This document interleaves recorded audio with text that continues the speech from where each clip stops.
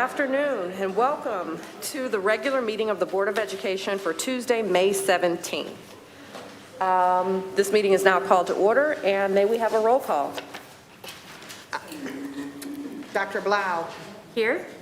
Mr. Walker. Here. Ms. Fox. Here. Ms. Heinrich. Here. I myself here. Mr. Rich. Here. Ms. Weems. Here. You have a quorum. Thank you very much, Mrs. Smith. We will now rise for the Pledge of Allegiance, and I will ask the 4 students sitting in what is the first row for me to come up to the podium. Please introduce yourself and lead us. Oh, we've got more students here. If you guys can come and lead us in the Pledge of Allegiance. All you have to do is start talking and we will follow.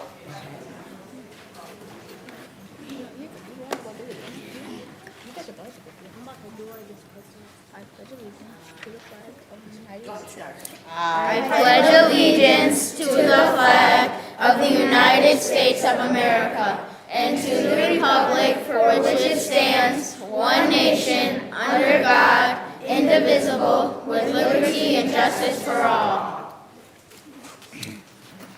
Thank you very much, students. We will now move on. Excellent job.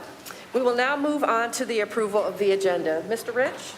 I move that the Board of Education approve the May 17th, 2022 regular meeting agenda as presented. Support.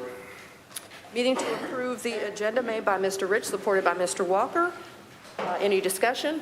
All in favor? Aye. Any opposed? Any abstentions? Motion passes. Thank you very much. We will move on to board announcements. Welcome to the May 17th Farmington Board of Education regular meeting.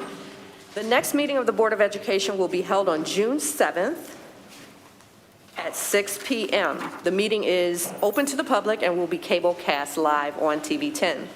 Farmington Public Schools has a vision for high achievement for all of its students. Together with our community, we will engage every student in a quality learning experience, empowering each student to become a thoughtful, contributing citizen in a changing world.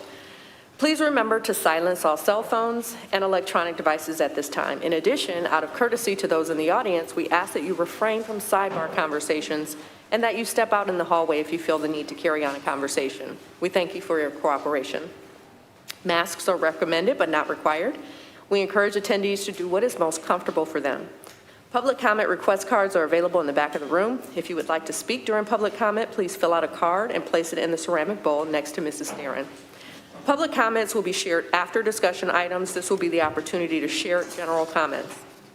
If the public comment is intended to be critical of or express dissatisfaction with a particular staff member, student, or group, you are encouraged not to identify the person by name.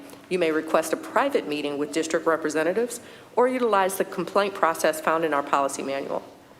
Generally, board members and the superintendent do not respond to public comments during the board meeting. Issues may be referred to the superintendent for investigation, study, and/or a response. Next, we'll move on to board goals. As a reminder, the board's established goals at the beginning of the year.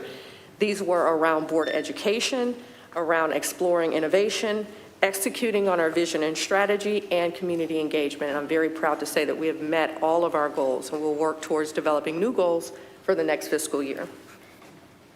With that, we will move on now to items from the secretary. Mrs. Smith. I'm trying to pull that up. Okay.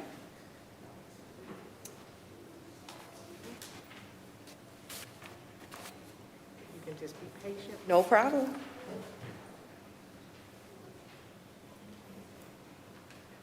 Sorry, folks.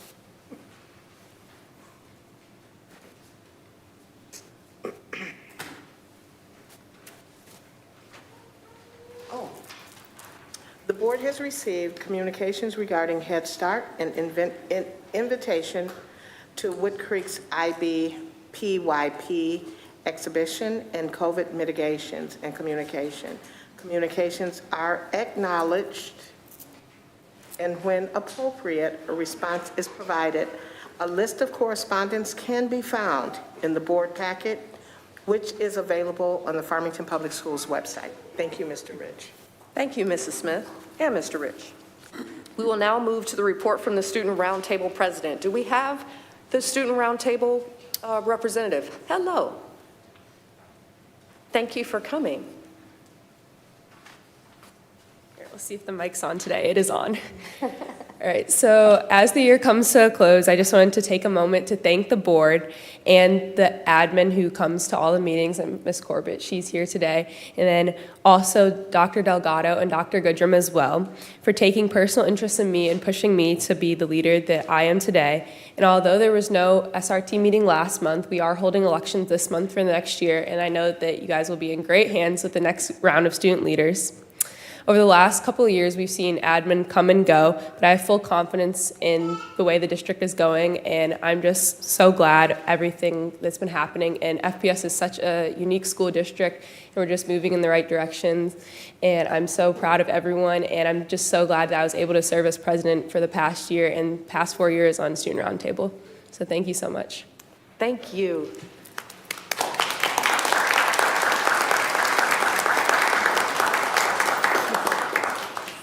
Alyssa, we have really enjoyed you this year. You've been just a bright, shining star. I love reading about all of the great things that you're doing. I think you have a bright future ahead of you. We will miss you. Thank you so clearly, much. But I trust that we will be in capable hands. Thank you again. Thank you. Have a great rest of the school year. Thank you.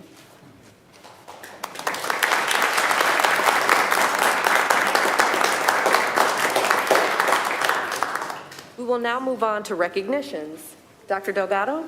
Thank you, President Weems. And we have an individual who's stuck in traffic, so with your permission, we'll move to, we'll do it a little bit out of order here. Okay. So I'd like to invite up either our Assistant Superintendent of Talent Development, Ms. Kathy Smith, or I see Mr. Jeff Danziger, our Director of HR, who also works with our support staff, but we're going to move on to our Support Staff Person of the Year. It looks like both of them will grace us with their presence at the podium.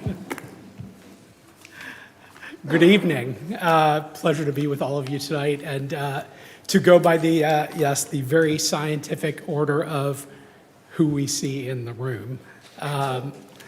So we know in Farmington Public Schools, we are incredibly fortunate to have passionate, skilled, dedicated team members to work for our community with our students and our families and our staff every day.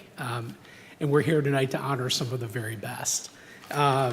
So we will start with our 2022 FPS Support Person of the Year, Janet McCormick, the Secretary at Beechview Elementary. Oh, you're not going to just get the wave.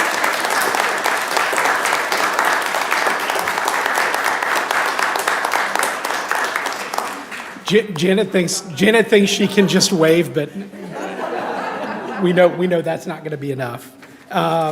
So a little bit about Janet. She was nominated by Beechview teacher Laura Orlowski with support from Beechview principal Chandra Jones, her former colleague who came back to write a letter on her behalf, Nancy Valander, teacher Tracy Willis, and parent Lisa Holmes, who noted she received input from some very important members of the Beechview community and her family.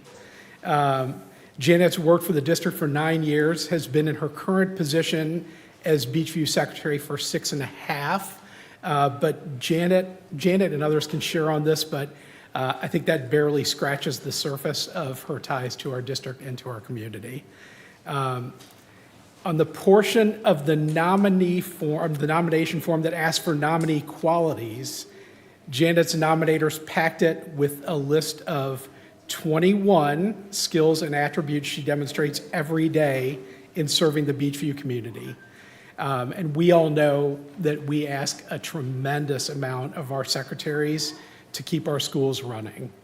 But a consistent theme of what Janet's colleagues shared about her is that on top of all that secretaries have on their plates, Janet goes above and beyond. They came up repeatedly in what her community at Beechview said about her.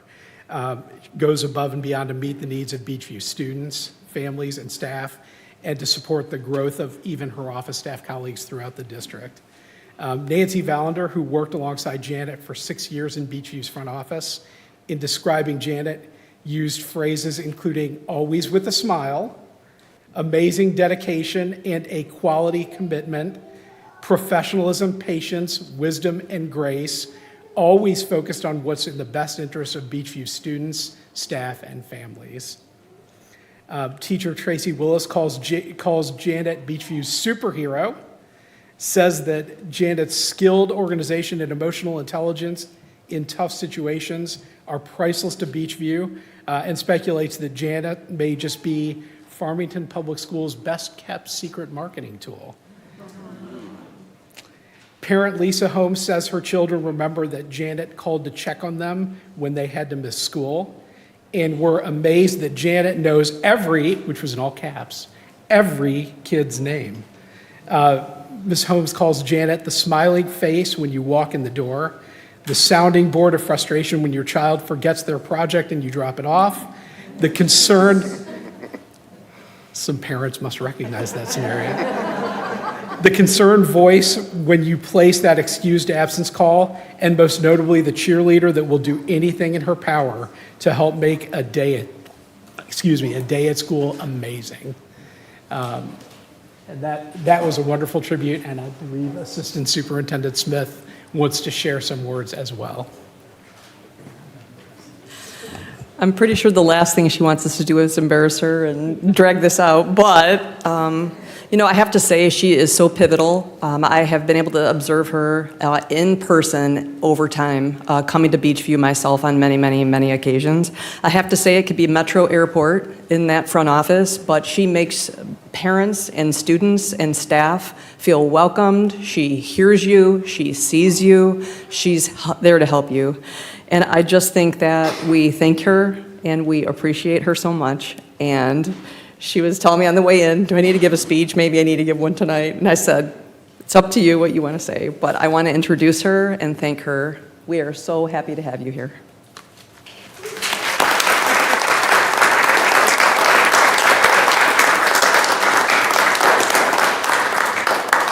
Thank you. I did think about writing a speech, but the anxiety of public speaking wouldn't allow me to do that. So I thought I would be a risk taker and just say what hits me when I'm here. So I really just wanted to say I'm thankful. I'm thankful to be part of the community. I'm thankful to be a part of such an amazing school with a wonderful principal, wonderful staff. I'm thankful to be involved with the students who show me how to remember to look at things through the eyes of a child. We say we can remember, but you go and look at a third grader and try and think of how they're feeling. That's huge. I'm thankful to my family, to my kids and my husband for listening to my stories. I'm thankful to my parents for teaching me and showing me love and compassion. Thankful to my teachers, my families in the school. I love the families that I work with. I'm grateful. This means a lot to me. When you came and surprised me, I was speechless. That doesn't happen, but I kept hearing speech, and it wasn't happening because I couldn't even comprehend what was happening. So I'm very thankful and appreciative and very grateful. I spent time subbing in HR one summer, and then I spent a brief time in pupil accounting, and the different skills that you learn in different jobs, helping you see things from different viewpoints, is so important to look at things through the children, through the business department, through HR, through the parents, through the staff, just trying to listen and understand and support everybody the best you can. So thank you. I'm appreciative.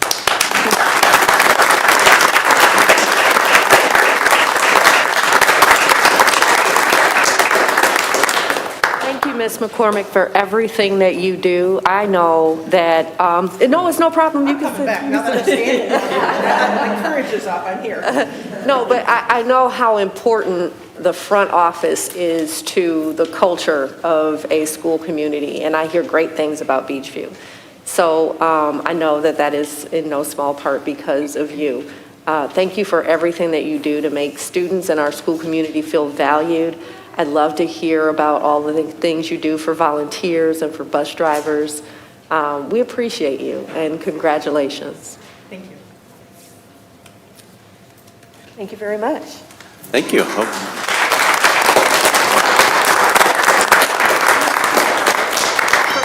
present you with this certificate.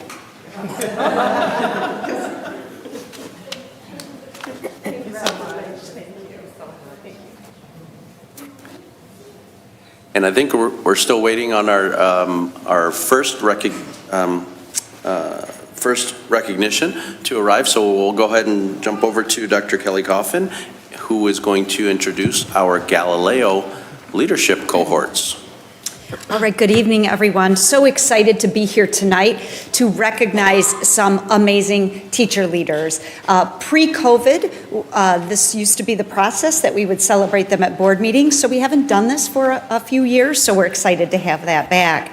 So just a little bit about Galileo. The Galileo Institute for Teacher Leadership is dedicated to improving the learning of all students and elevating the education profession, enhancing leadership skills of teachers, and fulfilling the vital role of public education in achieving a civil, prosperous, and democratic society. The commitment to the concept of developing teacher leaders, to defining what teacher leadership is and why it is so important, is at the heart of this institute.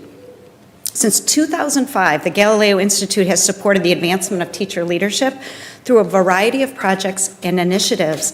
The Galileo Institute also serves as a partner to the Galileo Teacher Leadership Academy, which Farmington is really proud to be part of a 29-district consortium that has prepared more than 900 Southeast Michigan teacher leaders since its founding in 1997. So it is my privilege and honor to introduce and recognize our current Galileo cohort. So this was an interesting cohort, because usually they're 2 years, but COVID gave them a gift year of 3 years. So I am going to call them up here so they can be recognized. Dania Stam.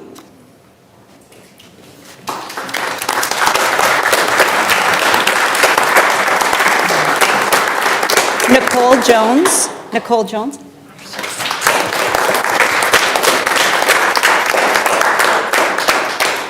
Christine Mashuda. Ann Grandbaby.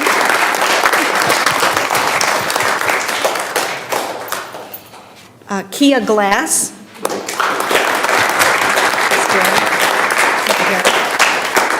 And Michelle Raphael, who I knew was not able to be here tonight, but you can recognize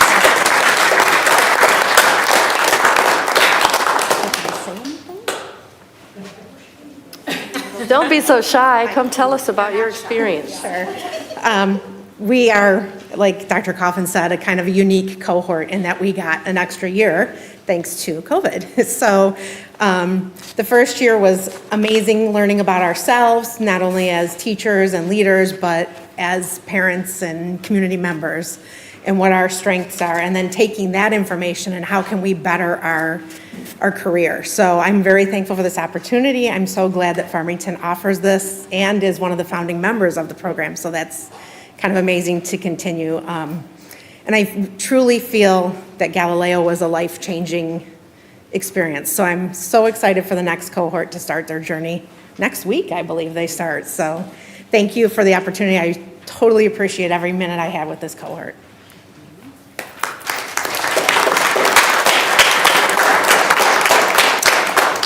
So, hello, my name is Nicole Jones, and my journey with Galileo is a little unique because this is actually my first year in Farmington Public Schools.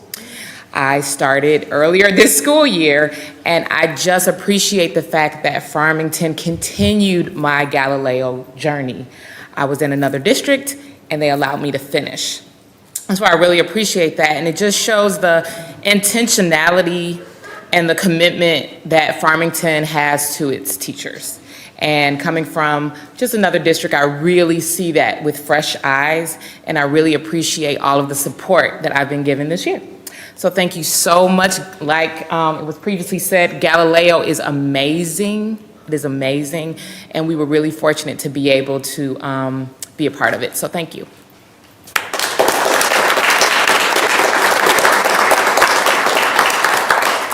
Hi, I'm Chris Machuda, and for me, Galileo was life-changing in that, you know, I've been in the district for a long time. I've been here since '96 as a para, and then became a teacher 7 years later.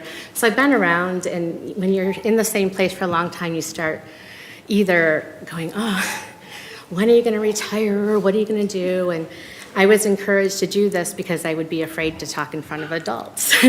And it gave me that courage, but it also got me to change my password from the year I could retire to just being excited and wanting to be here and what can I do and how can I help and where can I jump in and do something, and having the courage that I didn't have before. And I was thinking about this week about Brené Brown and how she says to get in the arena and to fight for the things that matter and that are right, and the things that are out of your circle of control, let it go. You're not going to win them anyways, you know?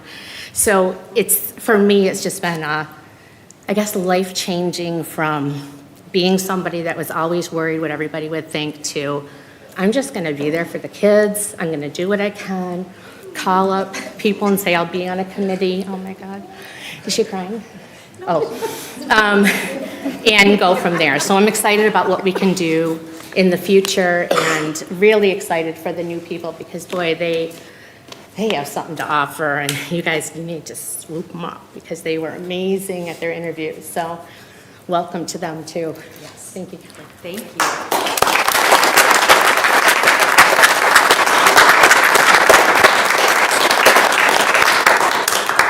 I would just like to say thank you to all of you. I am so happy to hear that you were energized and renewed and encouraged by that experience. I hope that more people get to take advantage of that opportunity. I'm glad that you did, and I'm glad that you enjoyed it.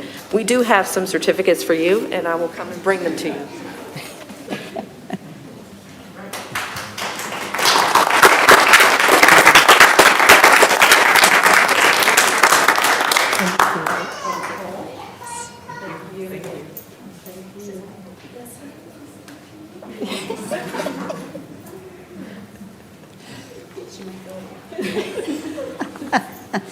And so, as was mentioned, I also want to introduce the 2022 through 24 Galileo Teacher Leadership Cohort.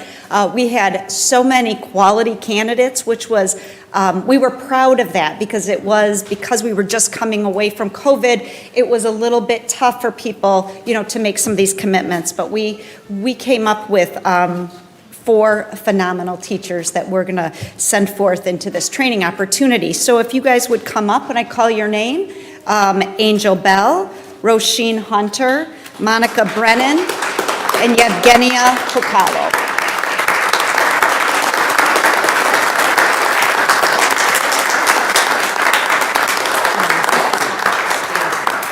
So they're new, they probably don't need to speak, but they can if they want to. But we're just thrilled to have them as our cohorts, and we look forward to their learning and leadership and sharing that with you at a later date. So thank you very much. May I say something? Sure.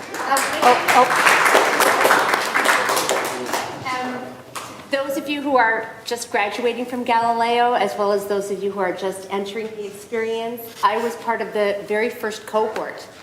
Back in 1997, I was a teacher in Southfield, and I was part of that very first cohort. And even then, it was a life-changing experience, not just in terms of my career and my teaching, but also personally. And fasten your seatbelt. You're in for a wild and wonderful ride, and I'm honored to be part of your Galileo community. We'll have to get together. Yes. Thank you. Congratulations to all of you.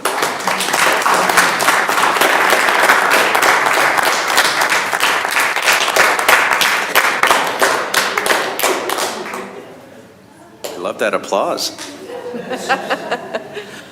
Just if I may, the Galileo Teacher Leadership Project has been around for so many years and has impacted the lives of so many teachers and changed the way schools do business. Our very own Bob Maxfield helped lead the Galileo Institute for many, many years, and Bob used to use a phrase called leader-full schools. And it wasn't about training teachers just to become administrators. Some did, some didn't. But it was about shared leadership within a school community. And so I'm really, really excited that we're continuing and that we're offering this this opportunity, this wonderful opportunity to additional teachers in our district. So thank you for that. Our first recognition topic, individual is not here, so if it's okay to President Weems, we can move on with the agenda, with the legislative update. Yes, please, thank you. Dr. Blau? Yes, thank you, Ms. Weems. The most pressing matter legislatively right now is not a legislative issue per se, but could become one in that right now there are two proposals that are circulating. One is called Let My Kids Learn, MI as in Michigan, and the other is called the Student Opportunity Scholarship. And these are two petitions that are circulating, both of which would withdraw monies from our public schools and give community members the opportunity to use public monies for vouchers for private and parochial schools. And according to the Michigan Constitution, our Michigan Constitution states that, quote, no public monies or property shall be appropriated or paid or any public credit utilized by the legislature of our state or any other political subdivision or agency of the state directly or indirectly to aid or maintain any private, denominational, or other non-public pre-elementary, elementary, or secondary school. That is what it states in our Constitution. And these two petitions that are circulating, the Let My Kids Learn and the Student Opportunity Scholarship, while they sound, by their titles, Let My Kids Learn and Student Opportunity Scholarship, they sound like they would be the kind of thing we would want to support. In reality, they are petitions to support vouchers. And so we'll be, are we discussing it now or do we discuss it later? I think we discuss it later. Yes. So that is of significant concern to those of us who support public education for all. And so we'll be talking about a resolution, a board resolution opposing those two petitions later today. Thank you very much. Any questions? Okay, then we will move on to district updates.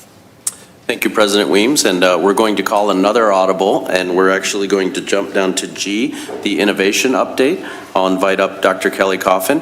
We are very excited to talk to you about a special innovative idea at Wood Creek, and we have several young people here who are very patiently waiting for their turn to tell us all about it. So we're going to go to these wonderful young people and their teacher leaders right now. Dr. Yes, Coffin. thank you very much, and I know they're very excited to share with you a project they've been working on for not just this year, but it's really taken root this year. So every month we talk about an innovative update, and so I'm really proud to introduce back to the podium Ms. Roisin Hunter and her class to talk about the Wood Creek Garden.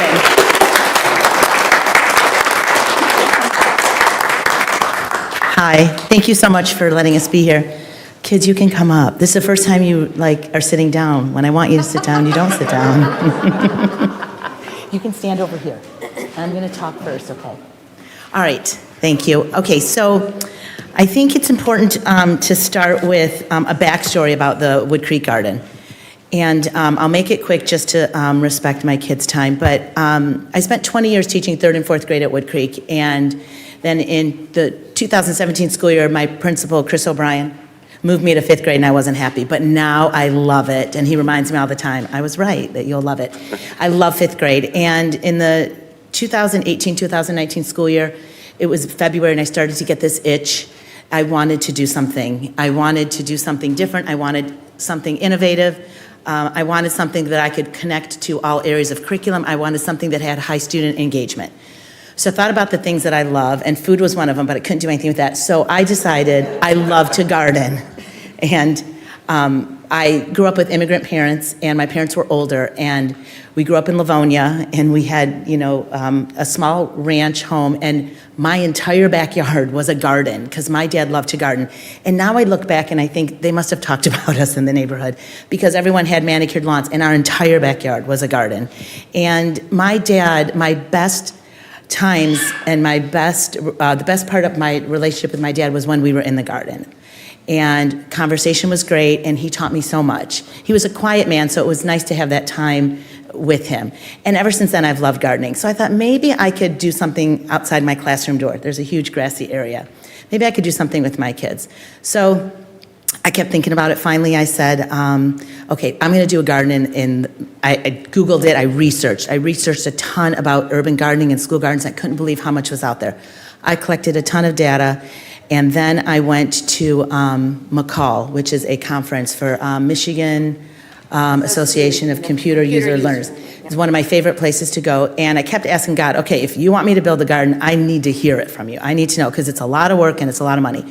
So the guest speaker, the keynote speaker that day was Mr. Stephen Ritz, who, just for the sake of time, I'm not going to show the video, but he was a high school teacher in the Bronx. He was moved to the Bronx, and he was at a school that had a 70% dropout rate. And he said the entire city was just, little like convenience store, 7-Eleven. There was no fresh fruit and food anywhere.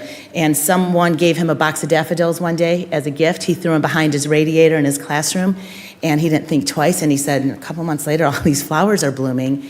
And he said that gave him an idea. And so he began urban gardening in abandoned buildings in the Bronx. If you Google him and you see what he's done, and he's a man who's had a lot of heartache in his life, and he has changed communities in the Bronx. And he's speaking, I'm like, okay, God, I hear you. This is my clue. This was my cue to carry on. So I went to my principal, he supported it. I went to Jim Pierce at Facilities, and I said, okay, I have this idea, and I want to build a garden. And he came out, and he listened, and he said, okay, I feel your passion, I hear your passion. And I made a commitment that I would keep up on it. And he said, how much money do you have? And I said, well, I started GoFundMe, I have $400. And he goes, okay, we'll figure something out. So he brought in the journeyman carpenter for our district, Mr. Steve Umscheid, who we just know as Mr. Steve, and he began building. And so I knew I needed more money, so I went to the PTA, and I gave them my story, and they graciously, Ms. Weems was on our PTA at the time, they graciously awarded me the remaining funds that I needed to build the garden. So I'll show you a little bit of what we did. This is some of the data that I collected, and we don't have to read it all, but there are so many benefits to a garden in a school. Academic achievement, social, emotional. That was something that was important to me also, to find something that was not just academic based, but that it could hit social, emotional areas as well. There's so many school and community benefits, and obviously the physical health. I also tied it into curriculum. There are so many areas of the curriculum that the garden ties into, but I wanted to highlight our phenomenal science program that we have here in the district. Every grade level, K through 5, has one unit that ties into the garden.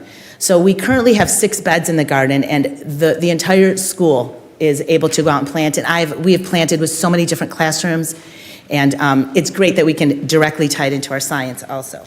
So that first year we planted, and I'm going to tell you something, as a teacher, the one thing you always want is student engagement. You don't always get that. But I get 100% student engagement when my kids are in the garden. And when kids come to you and say, are we weeding the garden today? You know it's a good thing. I go, really, you want to go weed the garden? They're like, yeah. So, okay. And then we harvested in the fall of 2019, and then pandemic hit. And I was not able to garden for about 1.5 years. I did a little bit in the spring of 2021, but nothing like this. So Bosch is also, I need to give Bosch a huge shout out. Bosch, they encourage me now every year to write a grant. And they also are very excited about it. They have supported the garden for the past 3 years. So moving forward, now we're in 2022, and many of you know that Wood Creek is an international baccalaureate school. So we're an IB school. One of the elements of an IB school is that at the end of their culminating primary year, so whether it's 5th grade or some schools are 4th grade, the students take action on a project. They use everything that they've learned from the year, their thinking skills, their synthesizing skills, everything they've learned, and they take action on something that has some personal significance to them. So this year, I asked the kids, how can the Wood Creek Garden impact our community? So we have 6 beds sitting in there, it's built around, it's nice, how can it impact our community? So we brainstormed, and we came up with 4 different areas. The theme, all of the 5th grade teachers are doing the same theme. We chose how the world works as one of the transdisciplinary themes. There's 6 of them in IB. And our central idea is human actions and decisions can impact the world in different ways. So that's what we're working with. And the driving question was, how can Wood Creek Garden impact our community? So the kids came up, and with my help, and we talked and we researched. Our first one is an inquiry into an irrigation system. So the first year I had a schedule put out on a Google Docs and Google Slides, and I had a schedule put out, and parents came and watered. But we wanted to look at how, if we're going to make this a community garden, what type of irrigation system can we have for our garden. So my four of my kids are going to come up right now, and they're going to talk to you. They're just going to summarize a little bit of what's on the slide for you.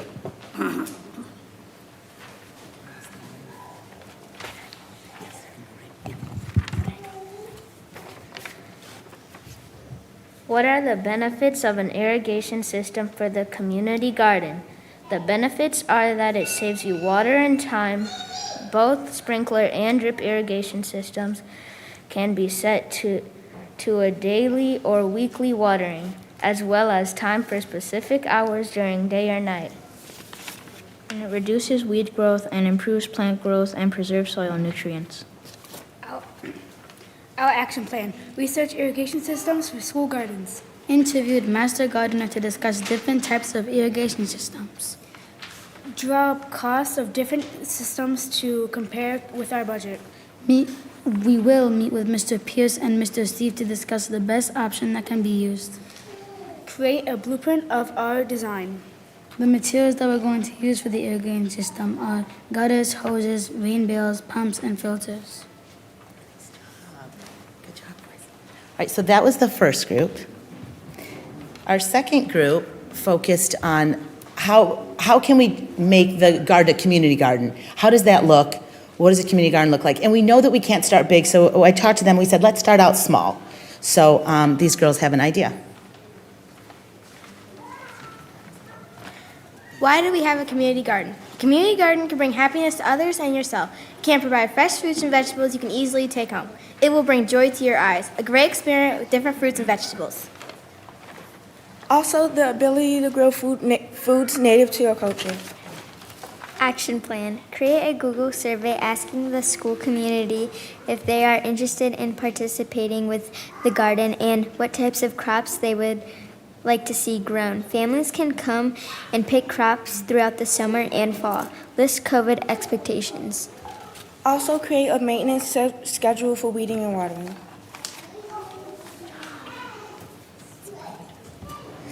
And our next group focused on Indigenous planting. I'll talk after the kids. I'll explain something after the kids go up. Earlier in the school year, we've been learning about Eastern Woodland Indians, and as we were reading a passage, we came up with something called the Three Sisters. And Native Indigenous people grew corn, beans, and squash together, and we all stopped, and I was like, and they said, yeah, we have to figure out how that is and what that is, and we have to do that for our garden. So we waited until exhibition time, and the kids have now been researching what it is, and they had the opportunity to do a Google Meet, which was great, with an Indigenous person who does Indigenous gardening. So it was the most authentic, experience for them, and they're going to talk a little bit about it. You can talk about Corn, the three things are corn, beans, and squash. corn, stability for the beans decline. Beans, nitrogen for the soil. Squash, large leaves to protect the roots from too much sun and harmful weeds and pests. Why should we incorporate indigenous planting, honoring our farmers, our first farmers. Companion planting offers plant diversity, soil improvement, and gets rid of harmful pests. Years of research shows that companion planting produces healthier and more bountiful crops that a win for a garden, our garden. We had a Google Meet with Miss Sage. She was an Indigenous person. Beginning Browns is the planting method for the three sisters using indigenous seeds provided by Mrs. Sage. Ms. Hegdahl, her name was Sage Hegdahl, also asked if she could send us seeds that were indigenous seeds from her planting. And so the envelope came today, and it was like Christmas for me. I was so excited. It's the little things for me, I guess. I was excited about seeds, and I cannot wait to get out there this week. So, okay, next.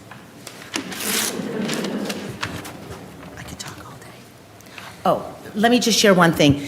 I was learning about what a land acknowledgement is. We know that the Wood Creek area, most of that area, is from the first people of the Anishinaabe, the Three Fires, and I want to do a land acknowledgement to give the land back, and it's a long process, and it's something that I'm going to continue to work on.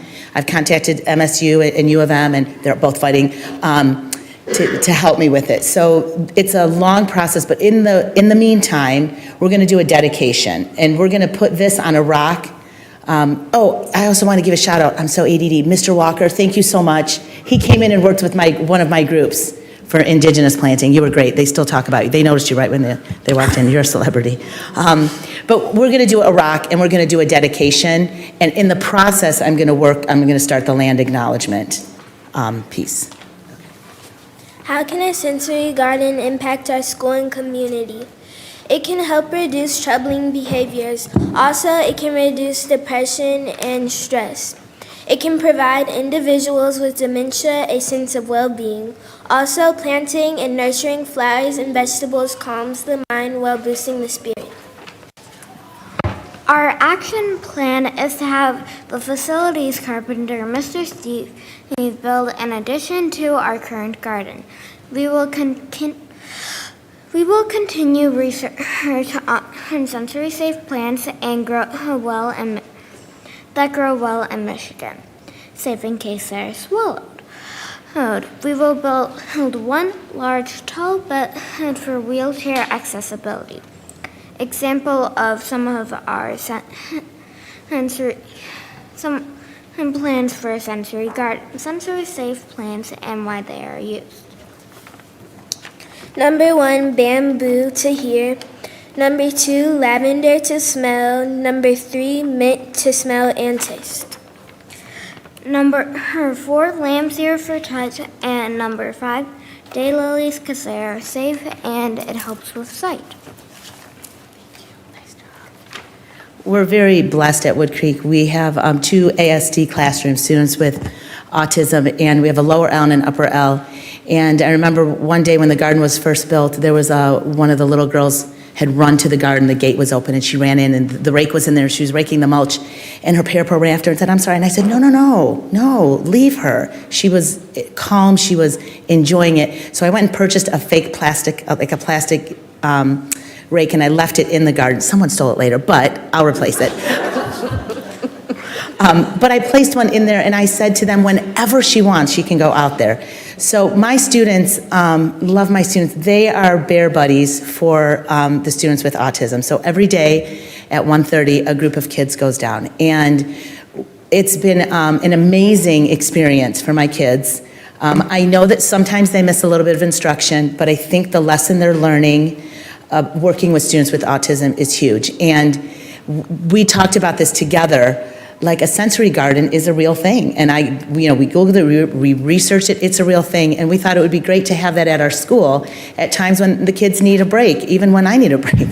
If I leave the classroom with the kids, I'll just go out and just sit in there. But it's also for our community. And you don't have to have a disability to be in there. It can be for anyone. So the kids, I love, they went down, they talked to the kids in ASD room, and they said, we asked them, like, what colors do you like, and what do you like, and it was really thoughtful. Just so proud of them. So that's my garden, and then this is our IB project. June 9th, the students will be presenting. I think that the board was invited already in an email.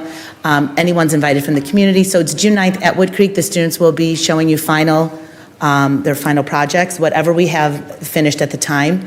And you'll be able to walk out and check out the garden as well. So, and this is not just my class. All of 5th grade, my 2 other teammates are also doing. They all have different topics that they've chosen for their classroom. So that's it. Thank you.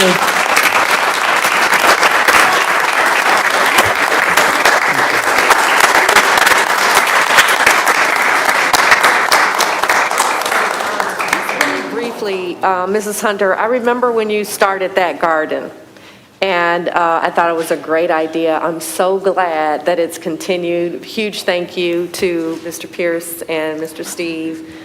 And everyone who contributed to that effort. It was great watching this presentation because I got to see so many kids that, years later I saw just this past week on the 8th grade, trip. Really amazing. And I'm so glad to hear that you're thinking through the irrigation system. I know that was one of the things that you were worried about earlier on, but it's been working. It has. Really appreciate that. I love how you're introducing so many concepts at the same time, the way of planting, the indigenous seeds. And I love too how you're thinking about building taller beds to accommodate wheelchair access. That is just equity in practice, and that is just what we're all about. I really, really appreciate that, and so does the rest of the board. Thank you so much. Thank you.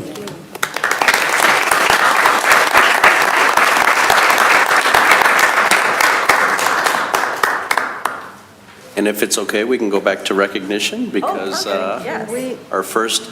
Can we give them 5 minutes to have the little ones leave if they want to leave? If that's okay? Oh, sure, we can, yeah, for anyone who is not interested in participating in the rest of the meeting, as interesting as it is to the rest of us, I know that some of the children don't quite appreciate listening to adults talk, so it is more than appropriate, yes. Dr. Delgado? Okay, thank you very much.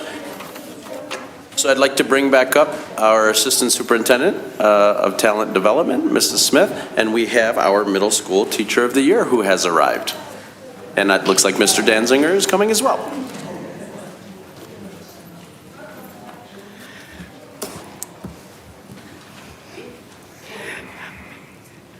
It would be a pleasure at any point in the agenda to introduce our Middle School Teacher of the Year, Michelle Laramie from Power Middle School.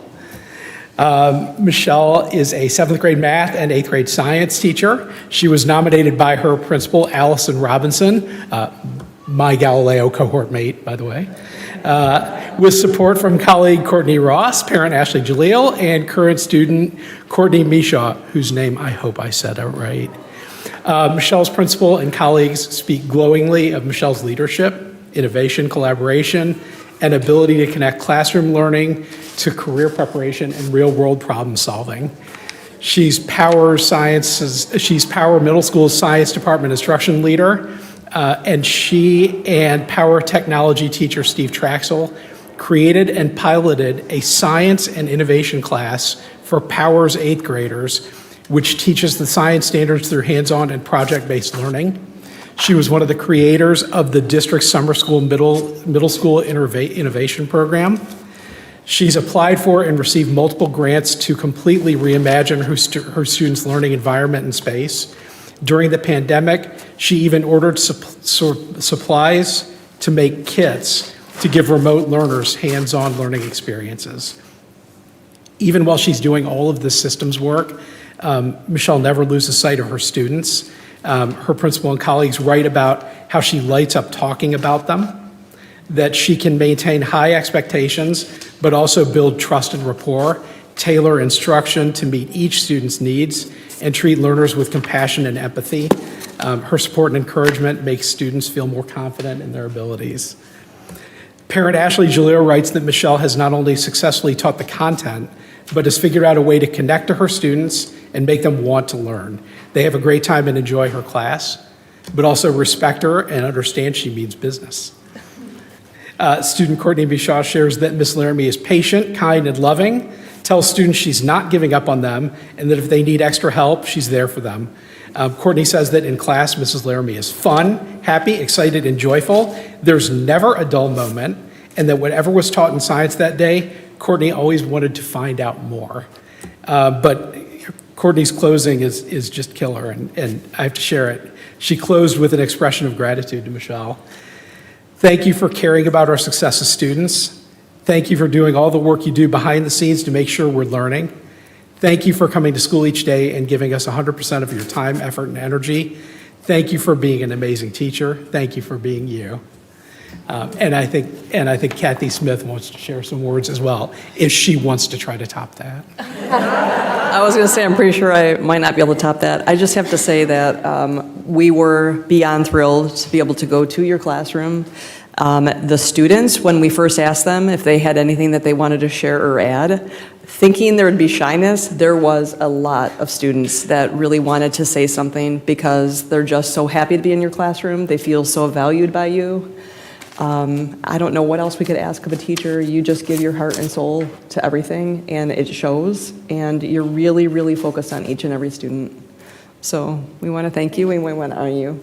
Thank you.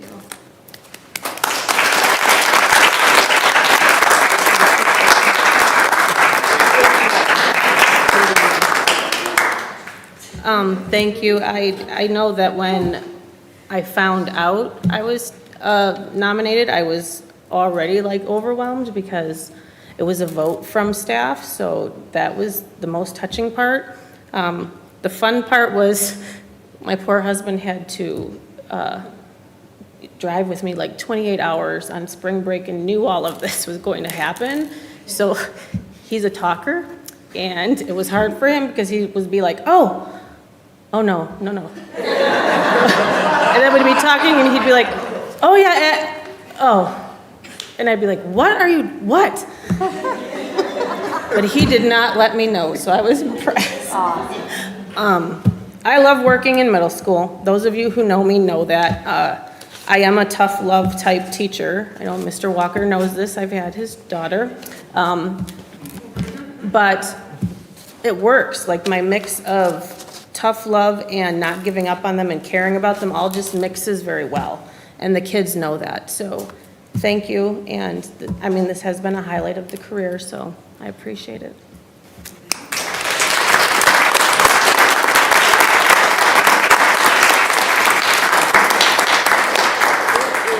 It's always really funny to me. All of our staff folks come up here and they're really shy and don't want to talk in front of people. You guys talk in front of people, little people, all day.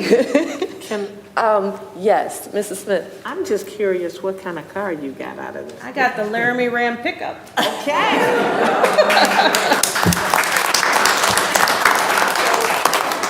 I've heard about Mrs. Laramie for years, and so it's really great to see that you've been recognized, especially now while we're going through all that we're going through in an environment where it has been so tough to teach, where our kids are going through so much and need so much more from you. Bless you.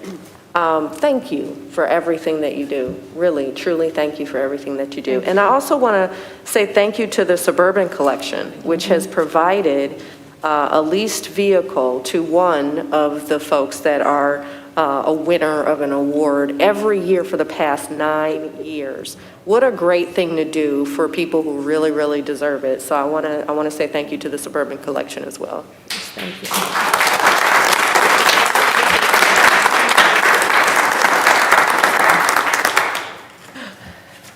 Okay, thank you so much. Congratulations. Thank you.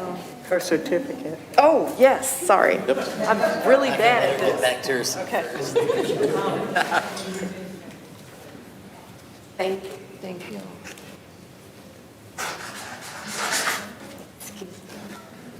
Okay, and if it's all right, I'll move along with our district updates. We have several district updates tonight, more celebrations to come, more updates, and more points of pride for the Farmington Public School District. I'd like to welcome everyone to spring in Michigan. We know it's spring when we have our rainouts and thunderstorms, and we're trying to get all of our events in.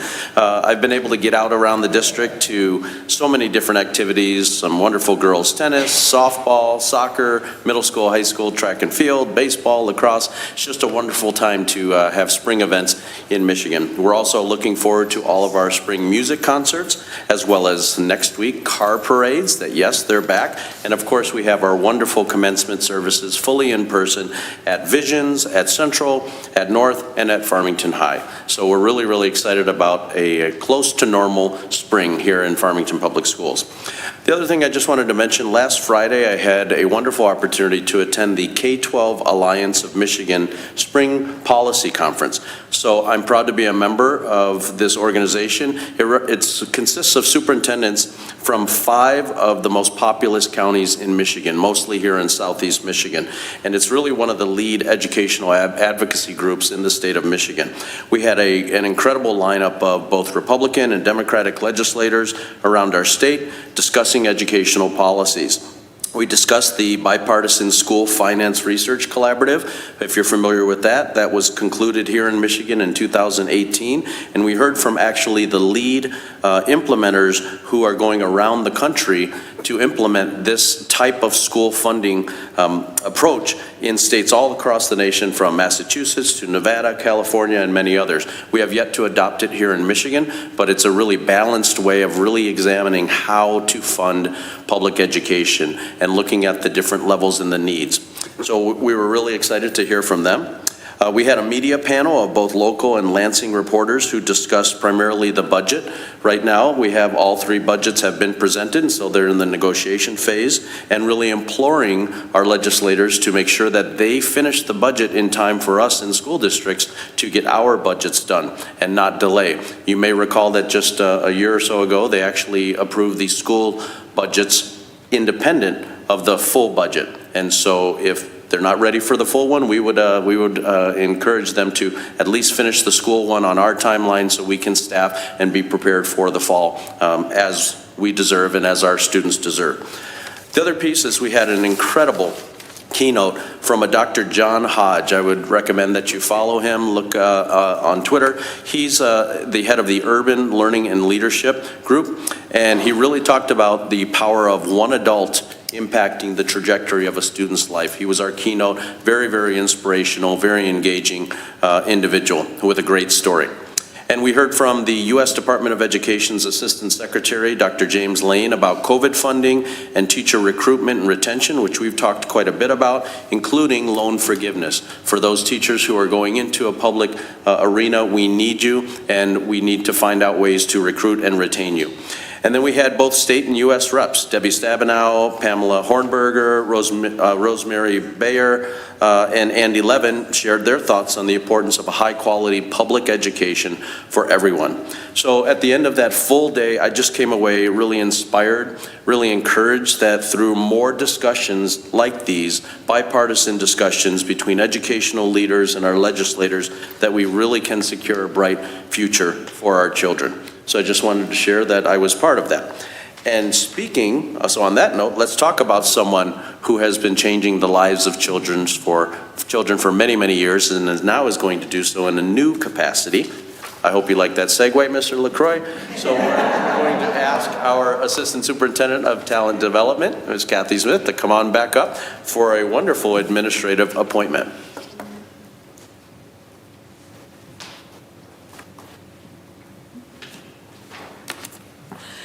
Good evening.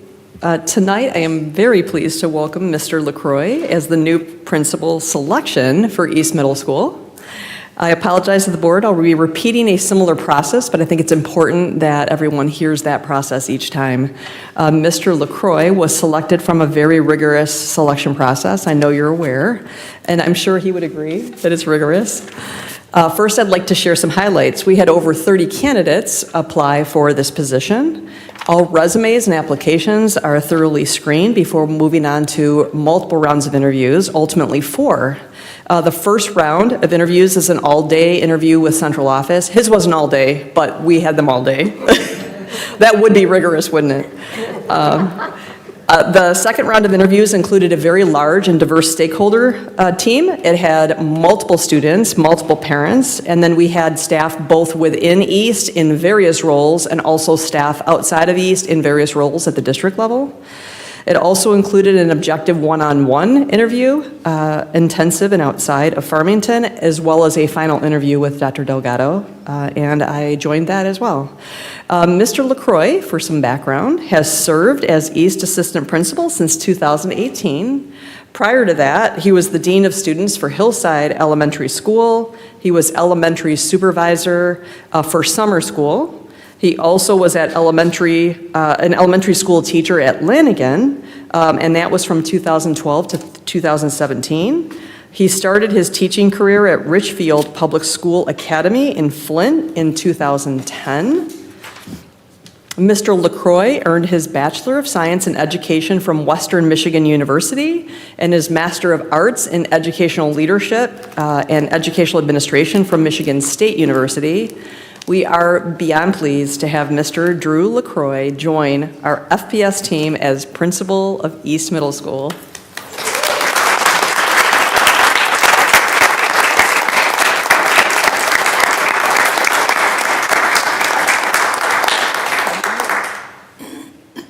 Yes, you can. You're right, President. I speak in front of hundreds of people every day, but it's something about this that changes the landscape. I'm going to keep it short and sweet, but I really just want to say that I could not be more excited and more proud to serve as the next principal at East Middle School. It's also not lost upon me the responsibility and the importance of this work being done well. Our kids deserve it, our families deserve it, the East staff deserves it, and I assure you that they will. I won't be perfect, but they will get 110% of all that I have to give. I'd like to thank Dr. Delgado and the board, cabinet members for all the mentorship and support up to this point, but also into the transition. And I'd be remiss not to thank my parents are here. They've always been in my corner, showing me the way, how to operate with integrity. So I'm glad to have them here. And my wonderful wife, who really shows me the way of what it means to be a great educator every day. It seems like every up and down that we have, we bounce back together. And I know that as I enter this space, she'll be beside me for the challenging days, but also there to celebrate the good ones. So thank you all. I'm very excited.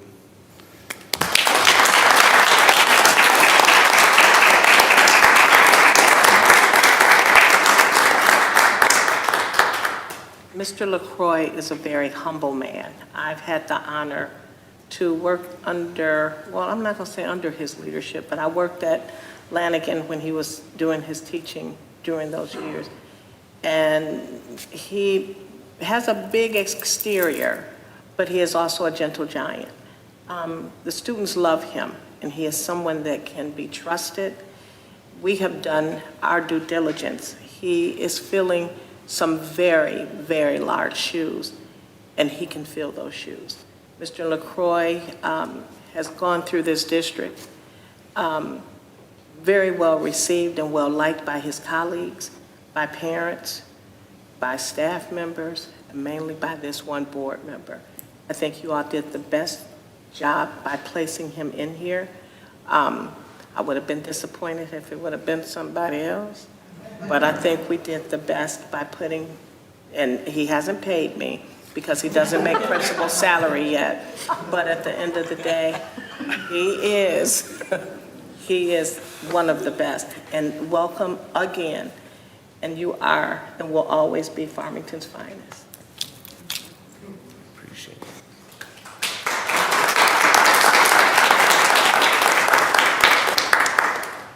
Mr. LaCroix and I were reminiscing about when we first met. I was still sitting out there when he was getting his appointment to his current position. And just hearing his background and just a brief conversation with him, I was like, he's going to be great for an assistant principal position. and just getting to know him more and seeing him develop in that role and what he brings to our Farmington community and our school community as a whole. It fills me with pride to have someone like you coming into this position, and I look forward to seeing what you bring in the years to come. So thank you and best of luck. Thank you. Mrs. Heinrich. Several years ago, I applied as a community member for a strategic planning committee, and Mr. LaCroix was on the strategic planning committee, so I'm just taking down memory lane with everybody's memories. But it was interesting because at the time you shared with me that you were in a leadership program where you were shadowing principals because you wanted to become a principal.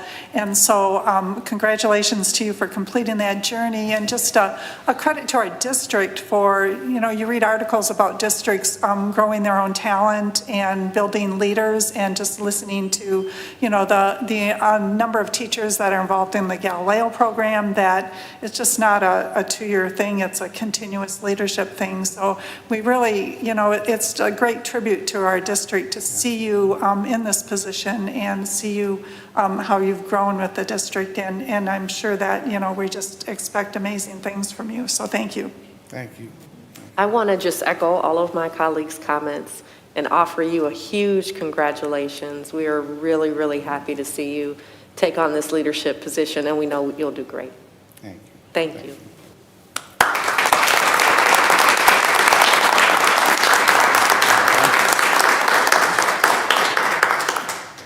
Thank you and congratulations.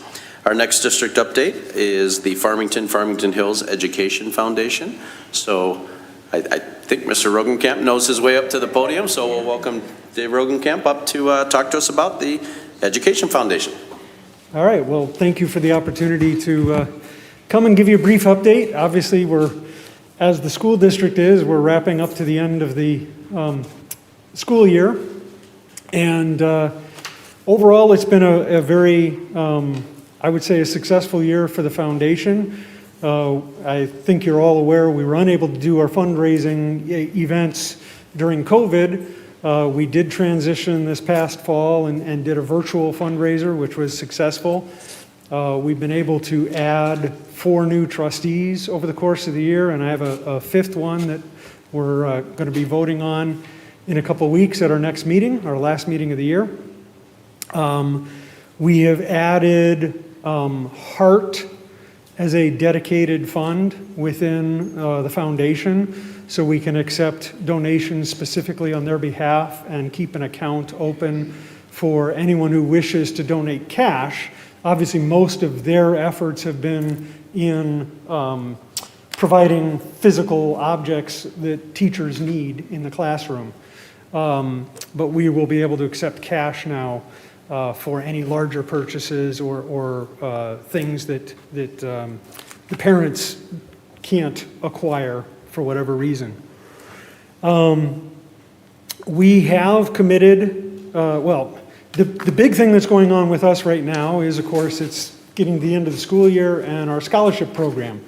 We have 19 scholarships we will be awarding, or that are being awarded through us. We're kind of coordinating those efforts, totaling a little over $18,000. Almost all the decisions have been made. I can't announce them because we're going to hold off till the senior nights to notify the recipients. But we're looking forward to that and writing some checks to help students in their further educational goals. Also, I want to go ahead and make it public knowledge that at our last meeting, we committed to having the November fundraiser, God willing, as an in-person event again. Oh, I'm sorry. So we're going to go back. We're looking at maybe changing venues, but we are intending to hold our Toast Education event in November 4th. If anyone wants to record the date, the first Friday in November, and we will be trying to do an in-person event again. So that planning process is also well underway at this point. So I think that's all the highlights, and I won't take up any more of your time. Thank you very much. That is wonderful news. Mrs. Smith. Well, as we see that someone is very excited, that's the same person that wins all of the raffles. So that's why she's yes. So at the end of the day, She buys a lot of tickets. yes, she does. I just want to make sure everyone's aware of that. Right. So You it's win a not like lot she's- when you right, buy a lot of she's tickets. getting them for free. I purchased lots of Exactly. So my question is about the scholarships. When is the process to start and when is the ending date for people in the community that want to donate towards your scholarship funds? Well, we worked with the school counselors because obviously they're critical in the whole process. And they kind of chose the target dates. So we, I believe we opened the applications in February. I think it was like mid-February is when we opened the application. So that means we need to know, probably at least a few weeks prior to that, which awards, because we've got the application process, it's a computerized process now. And to build the applications, there's a questionnaire that then tells them which scholarships they're eligible for, and then creates an application for each of those for them to go in and fill out whatever details are needed. So really, we would need to know probably mid-January of an intent to have a new scholarship offered in a particular year. And closing date? The cutoff for the applications was March 15th, or thereabouts. And then we've had, from March 15th till now for the counselors to review and provide their, nominees. In some cases, the counselors are selecting the recipient. In some cases, they're narrowing the field of applicants down to 3 or 4 who they think are the best candidates for an outside person or the sponsor of the scholarship to make the final decision. I know the scholarship that Terry has sponsored, I think we gave you 3 candidates or 4 candidates. Or no, you reviewed them all. 45. You reviewed them all. Yes.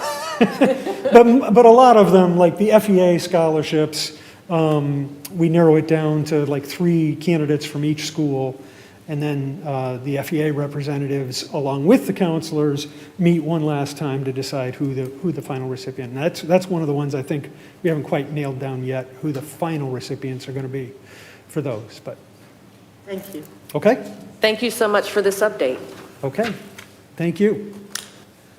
Okay, and I'll keep moving along with district updates. Just a quick introduction to the next 3 items. So at the beginning of the year, we as a Board of Education worked together to have me create SMART goals. For my year, it's an annual process that is not only required, but something that I really firmly believe in is creating goals and helping to kind of plan out our year. So when I had the opportunity to meet with this wonderful cabinet that I work with, we talked about their titles and we talked about living into those titles. And rather than just talking about human resources or labor relations, one of the topics was we have an assistant superintendent of talent development. And I talked with Ms. Smith and said, what does talent development mean? What does that mean for our employees in Farmington Public Schools? How do we onboard people? How do we mentor them? How do we retain them? How do we value them? How can we develop them? And just a wonderful example of Mr. LaCroix growing in this system to this pinnacle right now in his career. And so I asked Ms. Smith to share with the board and the community some of the work that's been going on behind the scenes. The next presentation after that is going to be about strategic planning, and we've already talked about the wonderful leadership of Dr. Coffin and the strategic planning. And so I asked her if she could reflect on the year and do kind of a year in review of strategic planning.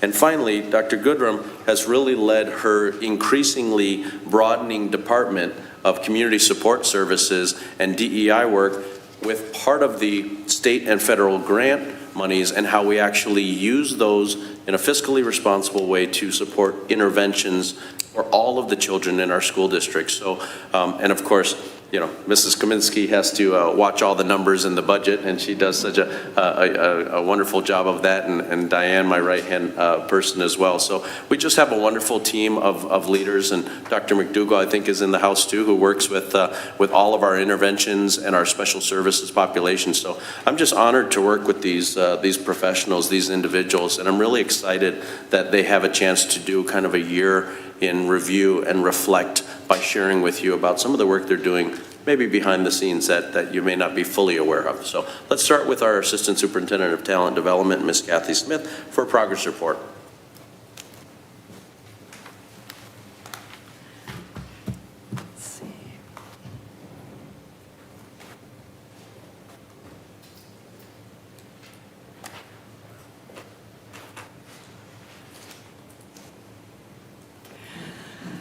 Well, I first want to say I'm extremely excited about this work and very much actually appreciate Dr. Delgado bringing it forward and really empowering us to actually live into that, because this work is, well, you've heard it all night long, actually, and I know a few of you acknowledge that. What we're going to be sharing tonight is 2 different teams of work related to talent development. And so the committee members, the planning committee for one main team is Dr. Goodrum. And I do want to highlight that Dr. Coffin, Dr. Goodrum, myself, and as you heard, some of the other team, we're all focused on supporting each other's work. And I think you'll hear a lot of pieces that actually integrate. Dr. Goodrum will even be coming up to join us because she's been on the planning team together, and we kind of all tag team, and that's the great thing about what we're doing is no one's working in silos. We're actually really working to connect this systemic work. And then Greg Smith, Dr. Lydia Moore, Natrice Pickens, Gazelle Watkins, and myself were on the planning team, but I did give you a list of about another 30 committee members in various roles in various levels. And then I'll talk in a little bit later about the second team. So just a little background in history. Prior to COVID, back a number of years ago, we started with a small talent development team with the intent to grow it actually to a broader team. At that time, we did a few foundational pieces. I won't show all of it, but you'll see a few things. We did share that with the committee so that they could have a little bit of background and context of some foundational work that we wanted to work from and grow. We were excited to actually reestablish then a much broader talent development team earlier this year and expand stakeholders to bring in new ideas, offer different perspectives, and grow the vision and the implementation for developing talent in Farmington. Really, developing talent, you'll see in the next slide, is about everything that we do. So this was a graphic that actually was designed by the original team, many of whom actually got promotions or moved on to other roles as well. So even all of the team members are not, we have a very new team with a variety of new voices as well. But I do want to show you with this graphic, if you look on the left, the bottom, and across the top, we're going to be talking through it. It's really all about from when we're initially even looking for candidates potentially to hire and onboard, all the way through a potentially 30-plus year career in terms of how we support people over time, grow them over time, have them engaged over time with Farmington, with our students and our community, and also all the way to the far right, you'll see succession planning. And you'll also notice in every single phase, there's feedback and recognition, feedback and recognition. On the bottom, the reason there are 2 bands, there's a new hire to FPS. When a person is hired newly to Farmington, they would go through all of these phases over time.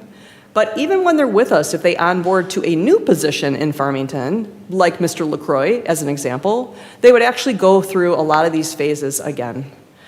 On the far left-hand side, you can see that diversity and inclusion is embedded in everything that we do across all of these phases. And what I want to point out, and we'll show you in a moment, another slide, it's really thinking even about what are our beliefs as a system and an organization. And this connects also with Dr. Coffin's work around the profile of a lifelong learner. What is our mission? What is our vision as a district? Because when we are looking for candidates to hire, we should be focused on onboarding and also be very clear about what our beliefs as a system. And people are selecting to join Farmington because they see and agree and support and align themselves with those beliefs. And we're upfront about it at the start. So you'll see values clarification and needs at the start. As we're thinking about beliefs, those lead and connect to core competencies. And it also connects to skill sets that we want to support people to grow in over time. So you'll see this kind of captures a lot of the picture.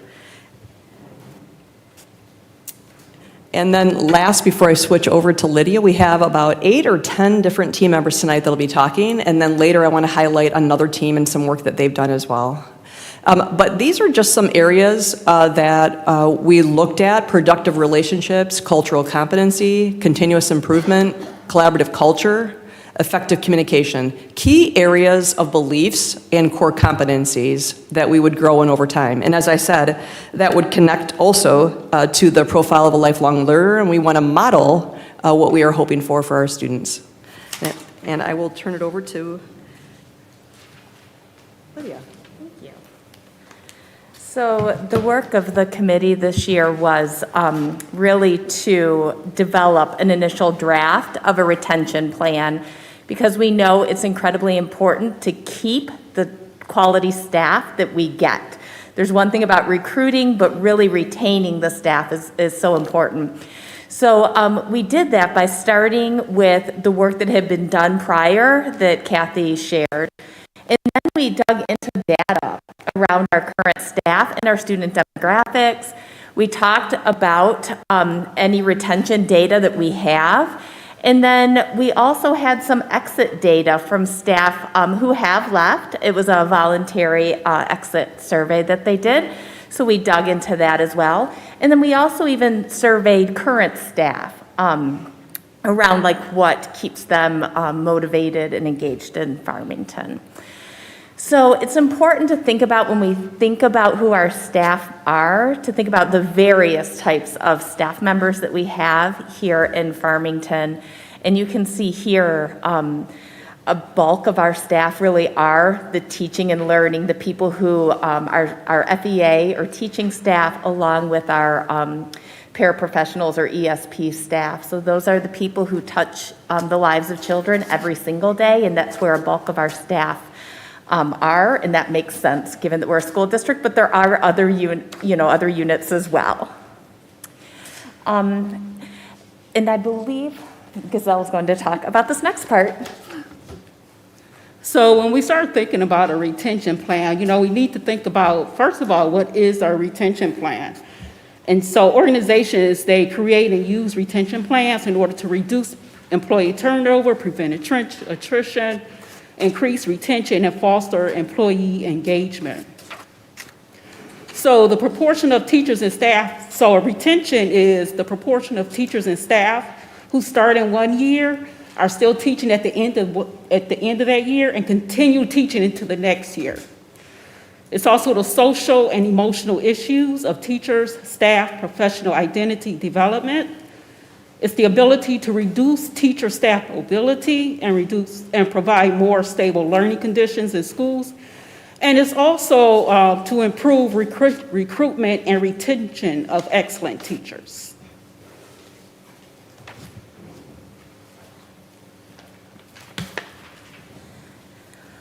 So from the large committee that you received a list of, we met multiple times, and in one of our first meetings, based on the feedback that we got from that meeting, our key theme areas were developed. And so as you can see, those are employee engagement, financial wellness, training and development, work-life balance, employee health, leadership and communications, our culture, and salary and compensation and job security. Looking at those 8 key theme areas and looking at the things that the committee determined were necessities for us in order for Farmington to continue to be a desirable place to work, some place where people wanted to stay, some place where people wanted to encourage other people to come and work. We developed these commitment statements for financial wellness. As you can see, all employees have the tools and knowledge they need to plan for a financially stable future.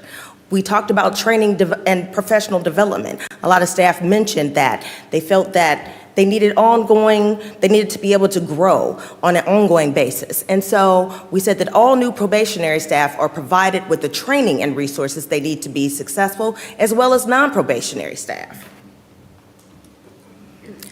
For employee health, we provide all employees with varied opportunities to enhance their physical and mental health because, as we all know, this year, these last couple of years, we have had a number of staff who have suffered from a number of illnesses, not just related to COVID, but also with the stress and a lot of mental health concerns, not only amongst our staff, but our students. So they want us to pay attention to that. And they want us to be able to say that we make sure that we are keeping the physical and mental health of our staff in mind. As far as culture, we provide a welcoming and engaging environment within our district where every student and staff member feels included, welcomed, and a sense of belonging. We celebrate our staff members and students. For leadership and communication, again, as I'm sure you've heard, just really through a lot of the work that's been done in many of the committees that you all are participating in throughout the district, the idea of shared leadership, but also making sure that those leadership opportunities are distributed in an equitable way so that everyone has an opportunity. So we utilize a shared approach, ensuring equitable access to leadership opportunities and input toward decision-making opportunities based on individual strengths, interests, and talents. Salary and compensation. As you can imagine, there were many things that were written on the paper with respect to salary and compensation, and so we wanted to honor everything that was written, as well as make sure that we as an entire committee, and the entire committee has the same understanding. We attract and retain quality staff through competitive compensation and incentives while supporting growth and learning for students and remaining fiscally responsible, we put that in there, Jennifer, for Farmington Public Schools.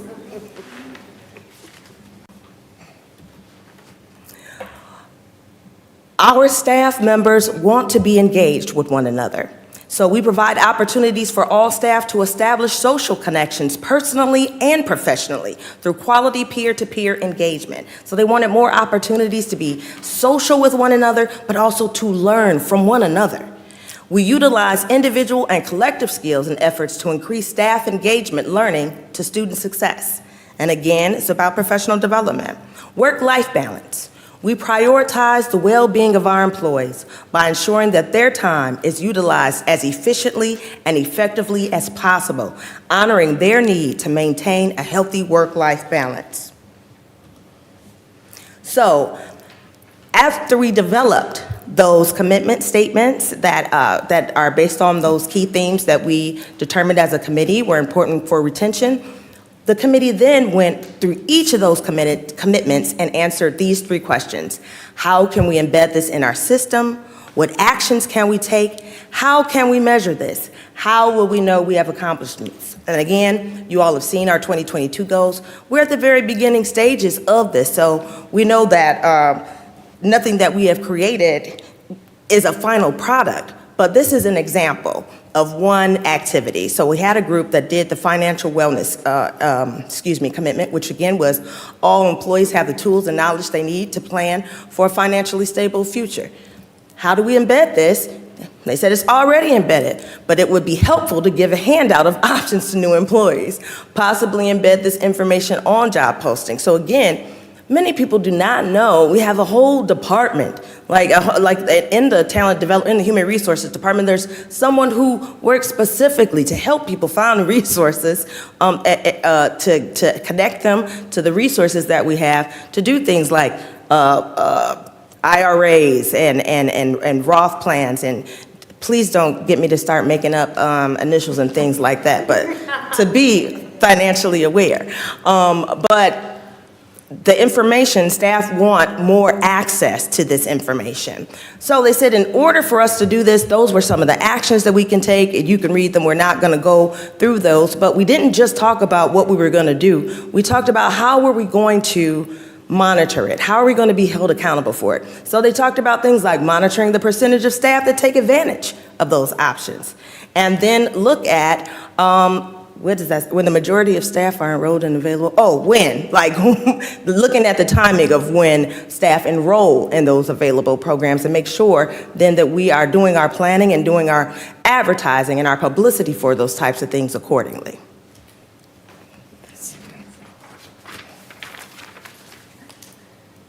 So our next steps for this committee, we're looking at moving into next school year, really getting some district and department input on our draft retention plan. All of those commitment statements, we developed how we could embed and how we would measure those commitment statements. So getting district and department input on those.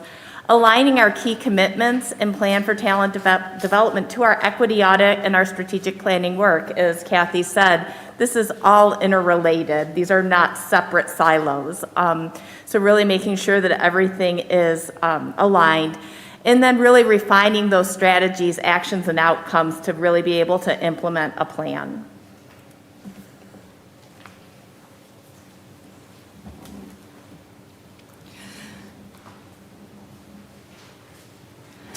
We just want to highlight a few other areas of work in talent development. So that was the committee work, the first portion, the first team that I had mentioned. And as you heard, that's a work in progress. So we're still actually, we had our meeting today actually, where we were working on some of those collective commitments. So we have a draft of those theme areas. I also want to highlight some other things that we've done this year, talent development related.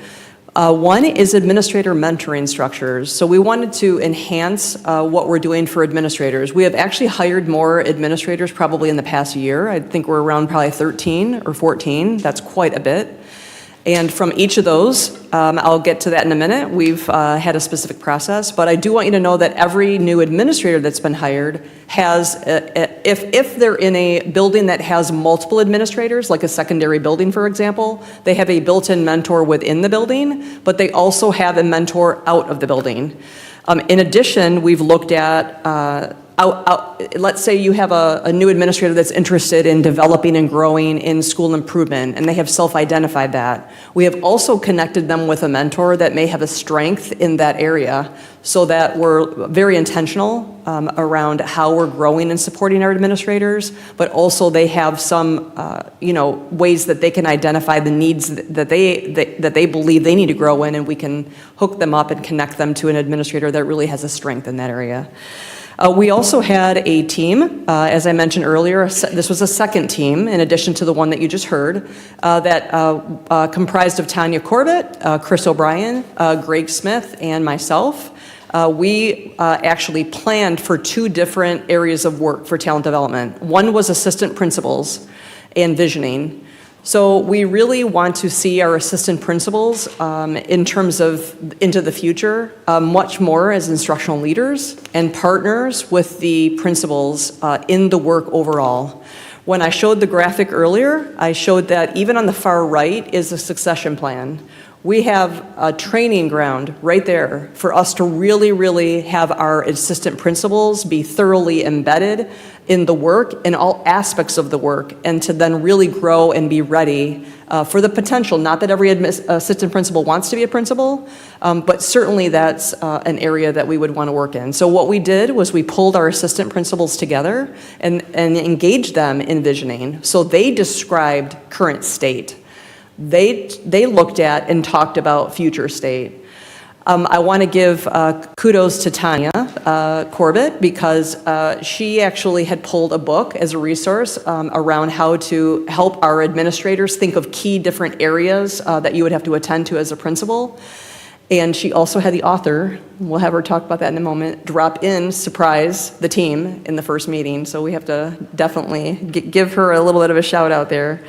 But the point of current state and future state is then we look at what are the ways to bridge the current state to the future state, also bring that area of work and feedback to our building principals to central office team and to other stakeholders that actually can help support our assistant principals move toward that intentional vision.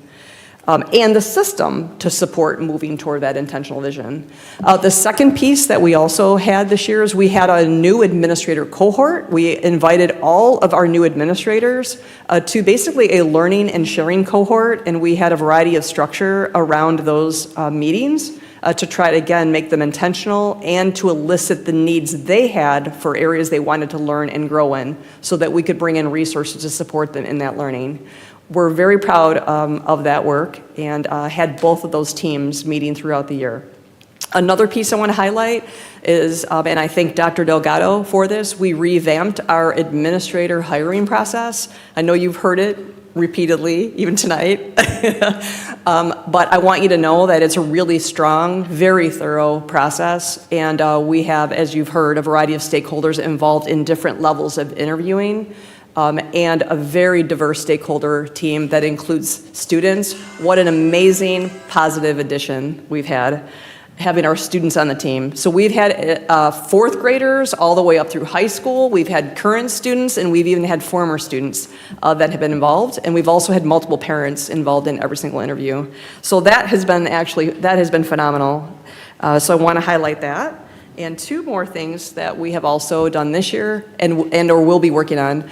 So we have invited, and we are looking at the work that we've been doing with stakeholder and stakeholder teams on our interviews for administrators. We want to continue to extend to our stakeholder team interviews at the building level and working with our principals and administrators on how to even enhance more our intentionality around interviews teams. I know that even in the interview teams, part of the prep is we actually have met with the interview team prior to the start. We talk about bias in interviews. We go through a variety of different things that they need to think about. Like one example is consistency in questions, not asking personal questions. There's a variety of things that we talk about, including a lot of people can make up their mind about a hire within 30 to 60 seconds. And you really have to remain open-minded, and we kind of guide them through that. So we want to work to take that, some of that, to expand it to even our stakeholder teams and buildings. We also had some members of talent development even tonight that signed up that were willing to actually participate in being called in for stakeholder support. There are times that regardless of how intentional an administrator wants to be in a building, to have a diverse team and diversity in role as well.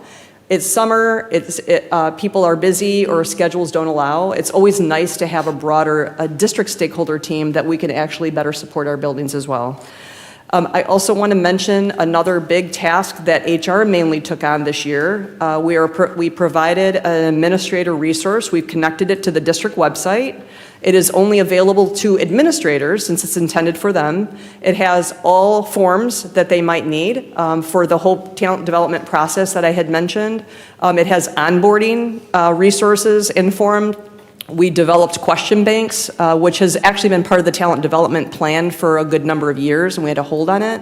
We have question banks to support administrators in their interviews with all different roles. And we also put a lot of general guidance and resources there, and it took HR team months to put that together. So I want to thank, I know we have Gazelle here with us tonight. Thank you on behalf of our team. It was a lot of work for the team to do. And so it's a work in progress. We have more to add to it, but that is some. And I would like to we have a variety of talent development. I already was bragging about Tanya, so I got to bring her up. And I'd like to invite Chris, and I'm looking around. Please, all of you come up. Chandra, Gazelle, and anyone that wants to comment or add, please do. Thank you, Kathy, and thank you, Board, for this opportunity. My name is Tanya Corbett, and I had an opportunity to lead one of the professional developments for our other 9 assistant principals. We did a book read that took 2 sessions. One of them was virtual and the other one was in person. So during the virtual book read, which we read The Aspiring Principal 50 by Baruti Kafele, who's one of my virtual mentors, as I was sending out the Google Meet invitations, I was like, well, why don't I just put his email address in the invitation as well? So what we did was jigsaw the 50 critical questions for aspiring principals, and we summarized them as a team, all 10 assistant principals, as well as representation from HR and some of our principals, because we're trying to get the support of principals and to mentor assistant principals to be able to have that job one day, sit in that seat one day. And so I think we were in the middle of the book, and one of our assistant principals was giving his summary of the sections that he read, and before he finished, there was Mr. Kafele, and so it was awesome. He said he was just taking it in, listening to us, and then he shared information with us as well. His baby is working with assistant principals, so it was a wonderful activity, and I just wanted to thank Kathy and the committee for the opportunity. Thank you.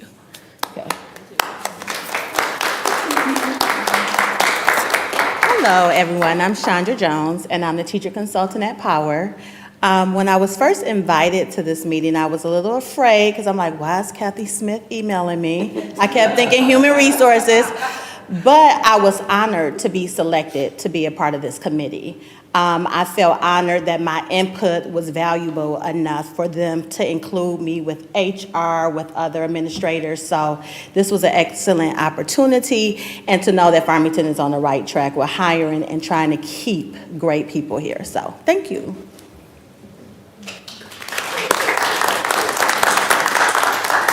Good evening. My name is Chris O'Brien. One of the things, actually, Ms. Smith, you said it very well when you were talking about Drew LaCroix. So Drew got appointed tonight. Congratulations, Drew. He's homegrown, teacher in the district, assistant principal, and now principal. So Drew, he sought out mentorship in many different forms. I know Rob Kaufman did a lot to mentor him, and he's indebted to Rob for a lot of things that he taught him. We're trying to make that more systemic, so we can have more Drew LaCroix that go through the system, want to be principals, and are qualified to be principals. So we're hoping this can be systemic and be a start where we can really grow our own talent, because we have a lot of talent in Farmington.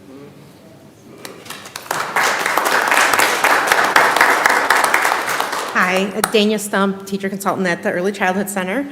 And I agree with Chandra. When I first got the email, you never want to get that email from HR. You're a little nervous to open it, but it was an honor to be selected to be on this committee. And part of what made me want to be a part of it is that I feel like I work with some of the best educators in the area, and I want that word to get out there, that Farmington has great staff over anything else, really. We can offer incentives, we offer pay, but the teaming and the staff and the support from administration has been huge. So to kind of get that out there and entice more people to come and stay would be huge.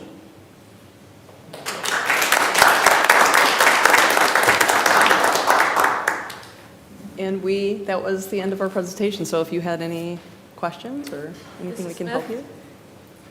How does it feel to feel like the Grim Reaper? I mean, you don't want the emails or the phone calls from you, but at the end of the day, it sounds like you have put in place some phenomenal people. Tanya Corbett is I'm a huge advocate for her, as well as Mr. O'Brien, and I love the fact that what you're doing is, and I like what Mr. O'Brien said, homegrown. Mm-hmm. We're starting out with the little buds. I'm not a planner, so if I mess up, let me know. We just had Rashid leave here with her presentation. But at least, you got it growing, and you want to keep people here. Mm-hmm. And what better to do is have these individuals, as well as yourself, to work with them and help them to bloom and blossom to stay here. Mm-hmm. Because we don't want to lose mm-hmm. people like a Tanya Corbett or a Chris O'Brien and a Drew LaCroix mm-hmm. and all of the people that stood before you this afternoon, before us this evening. And I want to acknowledge what a great job that Dr. Goodrum and Dr. Coffin and now yourself, the presentations that you're bringing before us, and even now your staff doesn't see you as the Green Reaper. They see you as helping and building and bringing people here together, opposed to when they hear a phone call from you, that it's going to be something bad. So I appreciate Well, I appreciate you saying that, because the reality is it's unfortunate that all of us, all of you included, sometimes have had to do really hard things in order to focus on the health of the district overall, of the system.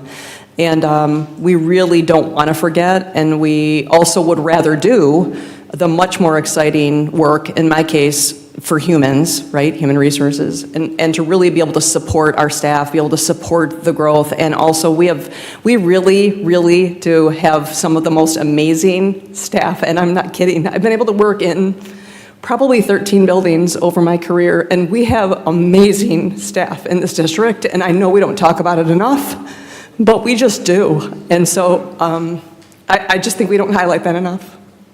Thank you. Mrs. Heinrich? some tissue. Oh, Mrs. Heinrich, Mr. Rich, and then Dr. Blau. Okay.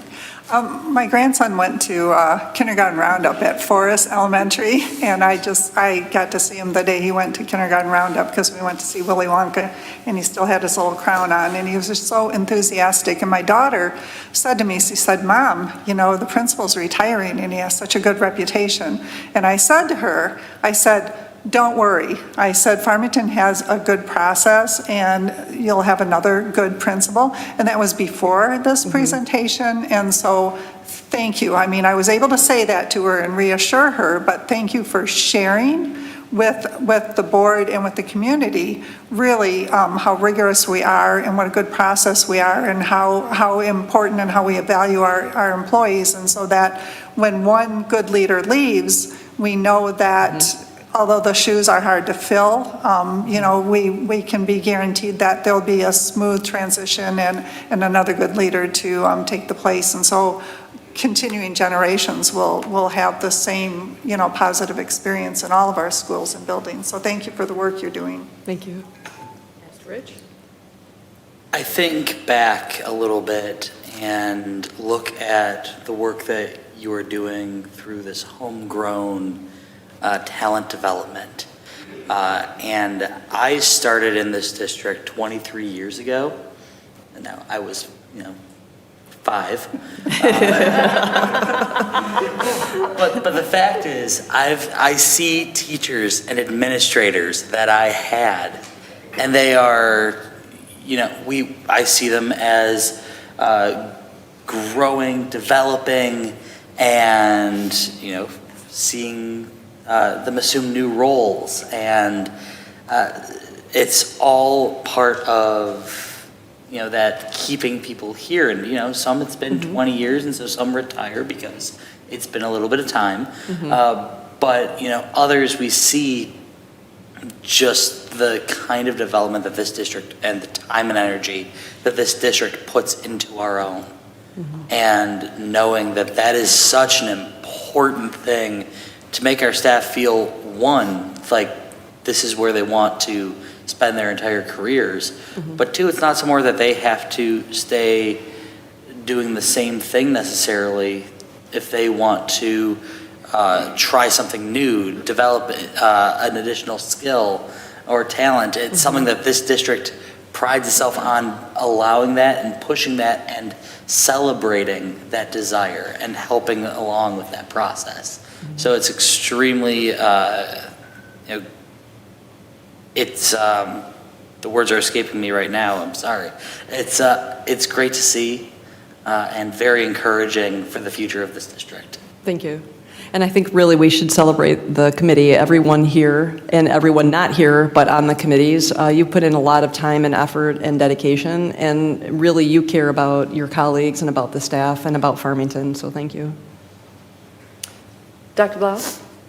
I am so impressed and excited about the process that you've just described, that your team has designed and continues to cultivate.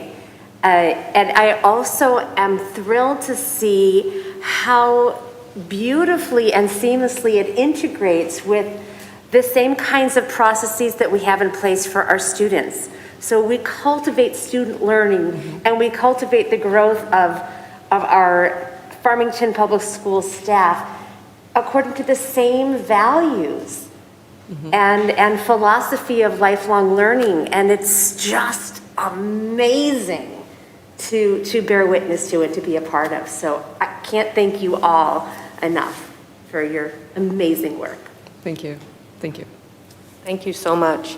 I'm not going to repeat what everybody else said, but I want everyone to know that talent development and retention of staff is a hugely important matter to the board. And so we appreciate this presentation. We know often that pay is a factor, and that's not something that we can readily move the needle on all the time, although a couple of years ago we tried to do that, and this past year we tried to do that with the first ever, I think, bonus to everyone. This kind of stuff, though, is what I think keeps people engaged.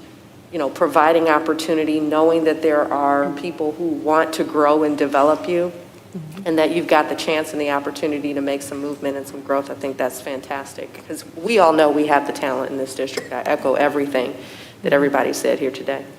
Thank you. Thank you. Thank you.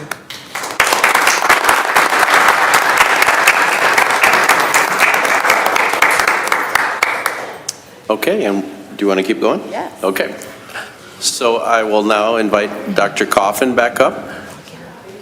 And she's going to give us a year in review of the strategic plan. Obviously, you know that we have prioritized the strategic plan at every alternating meeting, so it won't be as lengthy, but we just wanted to reflect on the year on our strategic planning work this year. Yes, so hello again.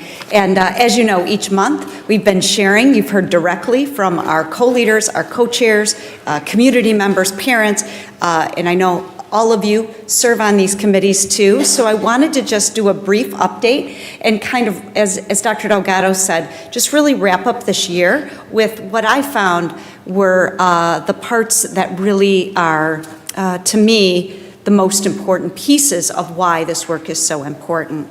So as you remember, our strategic plan is built on the 5 district priorities. So, and then from that, those 8 goal areas are listed there, all under the umbrella of equity and innovation.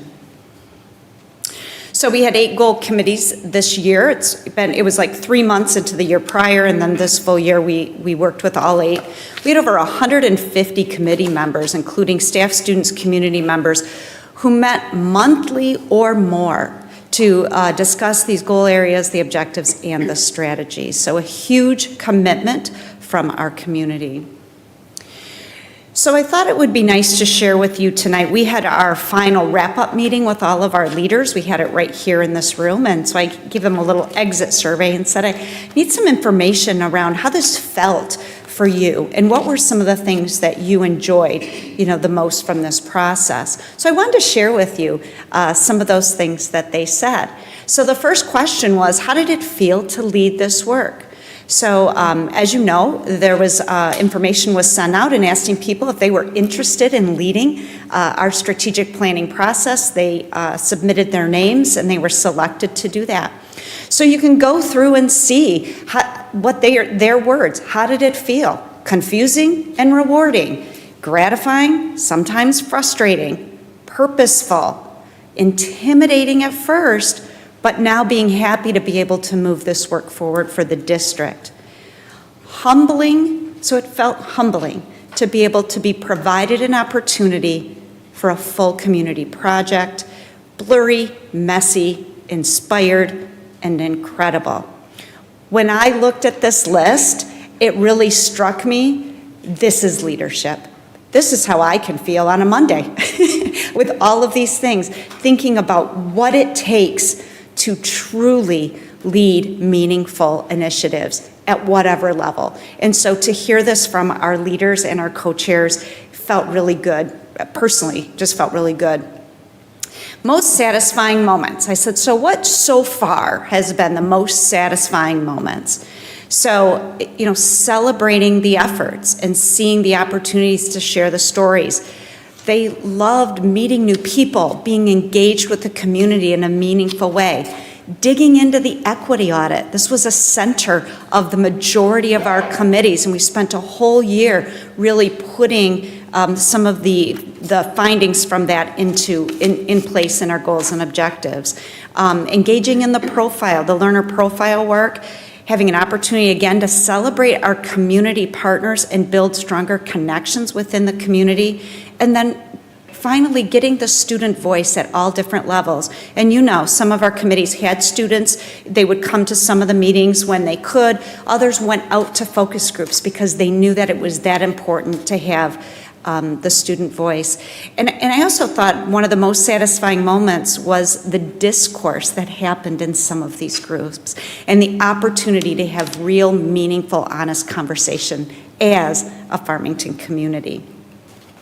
So the progress made here, just a few of the highlights. As I mentioned, we connected the results of the equity audit to the work of the committees. We did, as you know, wrapped up 2 goal areas and have recommendations to the district on ways to improve our management of resources and our organizational effectiveness. And then again, we got additional guidance documents around specific things. We completed the profile of a learner. So we worked on that all year, and we were able to come up with what I think is an excellent product that's going to really launch us into the future that we want for our students. Again, around those 2 areas that have wrapped up, common themes of educational programs and initiatives were identified and shared with us at the district level, and really identification of leadership qualities. That was one of our committees. They met one of their objectives, and they're providing that to Cabinet on what are the qualities of our leaders that support the equity and innovation that we are working towards here at Farmington Public Schools. It was so nice when we had everybody here just the other day, and as people were sharing their successes and challenges and celebrations, all of a sudden I could hear people say, your work is connected to your work, is connected to our work. It was so nice to just see everyone see how connected these goal areas are and how important recognizing that connection and knowing that their work matters. So it was really nice. So we're going to continue starting next year with the profile of a lifelong learner and really launching that work.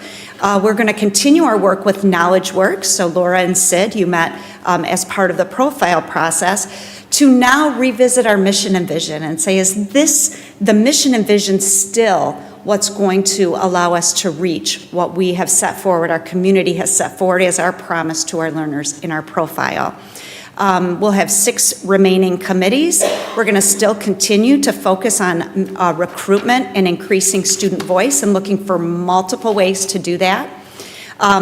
There will be a report in the fall, it should say 2022, sorry about that, on those original indicators and metrics, because that includes some of our student assessment data. So I will bring that to you in the fall, and then we will resume back to this awesome work starting in September. So I just want to take a minute to thank our goal area leaders and our co-chairs for the hours and hours that they put in planning and leading the monthly meetings. To our entire community for attending the meetings and truly helping us grow as an organization. And certainly to Dr. Delgado and you, the Board of Education, for your continued support in this awesome work. So thank you. That's all I have. Thank you. Are there any questions? We certainly appreciate this work. I think we've said it every time we've had folks come and report out from one of these committees. We appreciate the hours and hours and hours that people have spent here. Yes. And I'm really appreciating that they appreciate the outputs and what we've moved towards and what we're moving into. Really excited next year to start reviewing and evaluating metrics. This is excellent. Thank you for all of your work. Dr. Bob. Thank you. So I saw on one of your slides that for the fall, there's room for people to join Absolutely. the remaining committees. Mm-hmm. That is really exciting to hear. Yeah, So we'll make sure we get that information out in our communications out to the community and our staff, and looking forward to new members joining us. Fantastic. It's such an exciting process to be a part of. Thank And you. I'm so glad that we decided this year to make time in our schedules as board members to participate. Yes. So thank you so much. All right. Thank you. Thank you very much.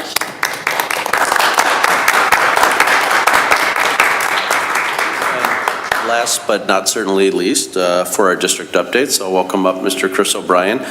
He's going to give us an overview of our state and federal grants and the ways that we've been utilizing those monies to support students and teachers in our classrooms. Mr. O'Brien. Good evening, Dr. Delgado and School Board. I have a presentation. Let me see. This is my first one, so I'm not sure.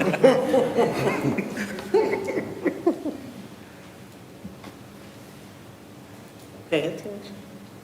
This is great, right? No, I'm watching. Thank you. So everyone left. I guess they did not want to hear this presentation tonight. I'm like, but you guys are here, so thank you for being here.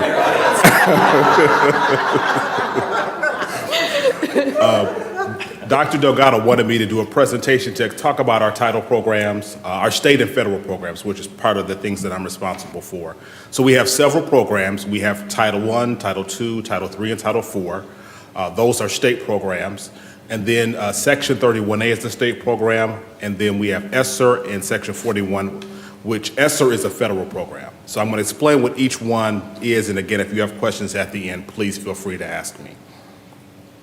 So with ESSER, we've been dealing with this since COVID. We are very thankful that the government has provided funds to really help us as things were very difficult for the last couple of years, especially for our students and our families.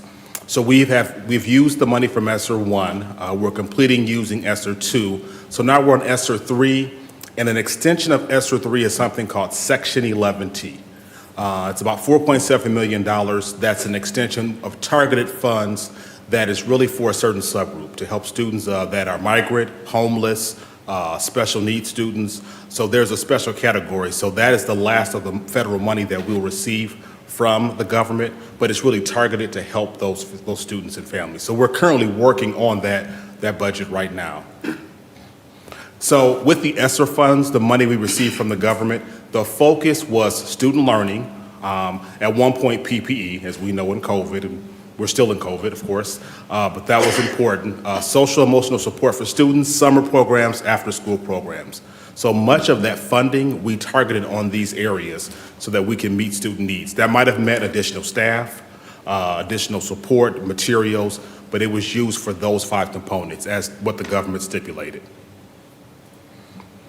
Now, when we talk about our state funding that we receive based on title programs, in our district, our 5 elementaries, Beachview, Gale, Kenbrook, Lanigan, and Wood Creek, they receive Title I money and Title IV money. And at the middle school level, East, Warner, and Power could receive those funds, but we give them 31A money, which they use for we give them 31A money and Title IV money. And I'll explain more about that later. Now, this is a caveat that many don't know. We also fund private schools. So one of our private schools receives part of our Title I funding. It's not much, but they receive part of it. They all receive some aspect of Title II and Title IV. Now, some may wonder, well, why do our private schools receive that? Well, private school students, some of them are Farmington students. They would be in our district. So as long as you're a student that lives in Farmington, you are eligible to receive that money. That's not an option that we have to do. So part of my job is I meet with them. I'm actually meeting with them next week, the principals there, to decide how much they get and then what they use that money for. Now, Title I money is targeted for disadvantaged children. So it is based on financial need. So when we look at free and reduced lunch, there's a certain percentage that will make you either targeted, which is about 27 to 30% of your population is free and reduced lunch, or 40% plus, which would make you whole school. So for example, Lanigan and Wood Creek are fully titled schools. Beachview, Gill, and Kenbrook are targeted. So only a set population is eligible for that funding. But the money is used solely for academic need. So a principal couldn't say, I want to build something in the back for it. No, it has to be solely academic, and it has to be approved by the state. So some examples of things that are right out of our title budgets that Title I funding is used for, summer school program. So Lanigan has a very robust summer school program that they do every year. You can pay for teachers, materials, even to a limited degree, even snacks for students. Intervention materials, additional books, support for homeless students.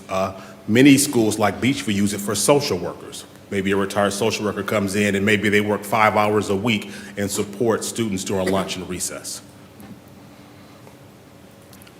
Now, Title II funds, we have a little bit more flexibility. These are funds that really anyone in Farmington has access to because they're for professional development, for administrators, and as well for teachers, any staff. And we can use it for a variety of things, but it really is to improve instruction. So if I give you some examples of what we use it for, one that comes to mind is professional development for middle school administrators. So you may know that we're going to teaming. Dr. Coffin is really working with the middle schools and leading that work on teaming, but those administrators need some training so that they can really be prepared to lead their staffs. So we can take Title II funds and provide professional development for them throughout the year so that they can be prepared. We can also use that funding as well to support the teachers with teaming. We can use it for equity, training for math recovery. It has to be academically based in most cases, unless you use it for equity or SEL, but it can be used by any teacher in the district or any staff member in the district. Title III funds are only for EL students. And we use that really we can use it for professional development, but we also can use it to hire teachers as well or provide various things for teachers. So our Title III funds for EL students, we use it for our summer school programs, parent resource materials, even field trips. So if an EL group like Beachview, for example, which has the newcomer program, we can pay for a portion of those students to go to a field trip. So we can use that Title III money for that. It has a lot of flexibility to it, but it really is resourceful for those students. Title IV money is something that really is more of a newer funding source. Title IV allows us to really provide enrichments for schools. So all of our Title I elementary schools receive it. Warner and East also receive Title IV funding in our private schools. So they can use this for a variety of things. Field trips, social emotional areas to support student behavior, posters, after-school enrichments. So for example, if they wanted to bring in a STEM club to do some activities, you can use Title IV money to do that. You can't do that with Title I money, but you can do it with Title IV money because it's an enrichment, an additional aspect to educational, and to enhance the educational environment. Section 41 is for bilingual education. So this is solely, again, for bilingual education. It's not a huge amount of money, but we use this money to hire additional EO teachers. So there is not a state mandate, but really the gauge is for every 50 EO students you have in the building, you should have one teacher. So to get to that, but also not put so much on the general fund, we use this to pay for some additional EO staffing so we can support all of our buildings.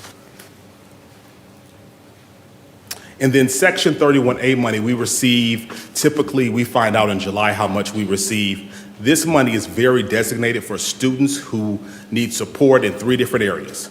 So number 1, proficiency in math by 8th grade, any career and college readiness, or anything that helps them to become more proficient in reading by the end of 3rd grade. So it has to be used for this amount of, that money has to be used for those areas. So one of the things that we use it for is instructional coaching, helping our kindergarten through 3rd grade teachers really be better at teaching literacy so that those students by 3rd grade can pass the M-STEP and move on to 4th grade. We also use it for teacher training throughout the district in math and literacy, and we have special courses in middle school that money has been used for to make small groups to really help students who struggle with math. And that is the end of my presentation. Mrs. Smith? So we do supplement funds to our parochial schools. Correct. So my question is, I know we can't ask them what they're using the funds for, But does it pay for, because we all know parochial schools have to pay a tuition. Will it pay for a student to have tuition paid for a year? Or do they just help them with their books or whatever they need in that? I see Jennifer, so. No, so for parochial schools, so number one, they don't get a lot of money. It's really, when you look at our budget, it's a very small amount. It has to be targeted though. So they have to meet with me and it's called consultation. So they can't just say, hey, we want $10,000 to buy this. They have to show me a needs assessment. So they have to show me their school improvement plan, and what they're asking for has to be in line with their school improvement plan and goals. Once I approve that, then we submit it to the state. So that money, they can't say, we want to use it for this, and it has no connection at all to the school improvement plan. So it won't pay for, say, you have two students that are at risk and want to continue their education in a parochial school. Because I went to parochial school. So you do have parents that struggle and have financial, are financially unhealthy. So it cannot help them continue their education. It solely has to be for academics. Gotcha. Yeah. Okay, thank you. Yeah. Any other, Mrs. Fox? Yeah, just for Title IV, I was just wondering, in terms of the enrichment and what have you, it seems like it's not quite, it's only $55,000. How do you spread that across the district? Good question. So really with all the money, I don't decide, and no one in the district level decides, the state decides. So the state looks at our database, they look at what our free and reduced, they look at our population, so how big is Farmington? Okay. They look at our free and reduced population, and then once I verify information, they create a matrix and they tell me how much each school gets, even the private schools.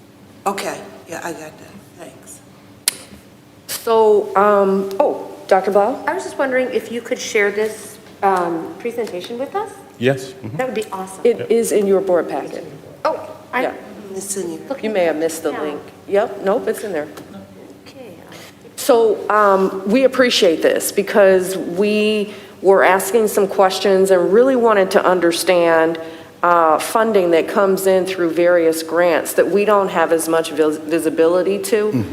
We understand that those grants have to be spent in accordance with the grant agreements and in accordance with what the government says they have to be spent on. It's like you said, you can't say, well, we want to direct it here or there. It's very specific and prescribed. So appreciate you walking us through that. I also appreciate that this is about 2%, 3%, I think, of our overall budget. It's a small number. It's, pardon?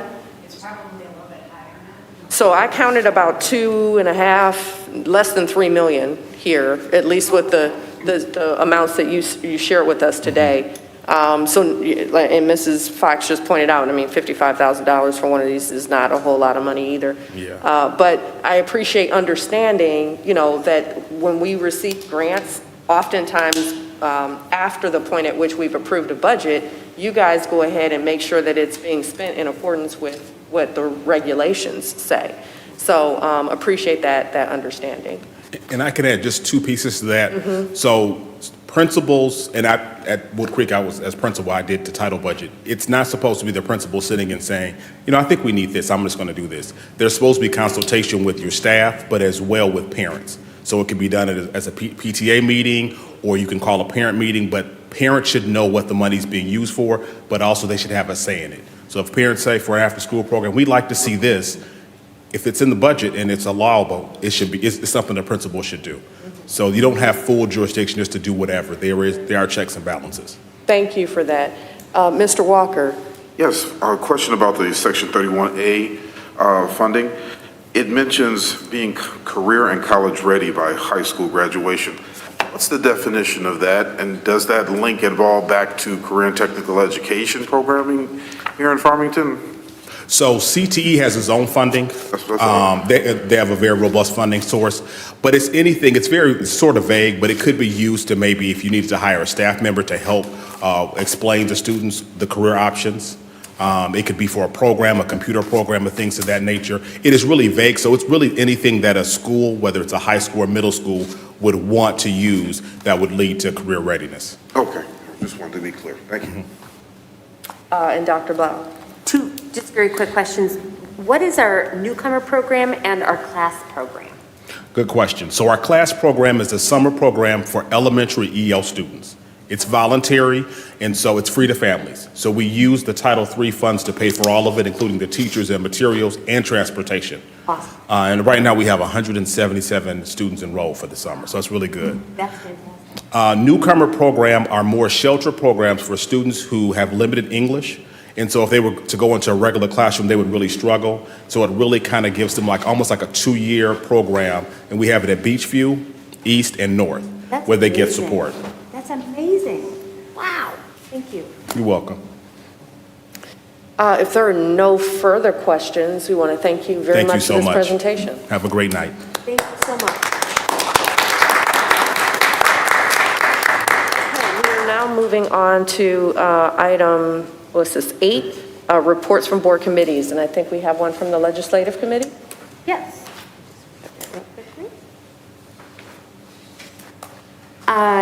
Yes, at our meeting on May 10th, we continued to discuss the IDEA full funding initiative.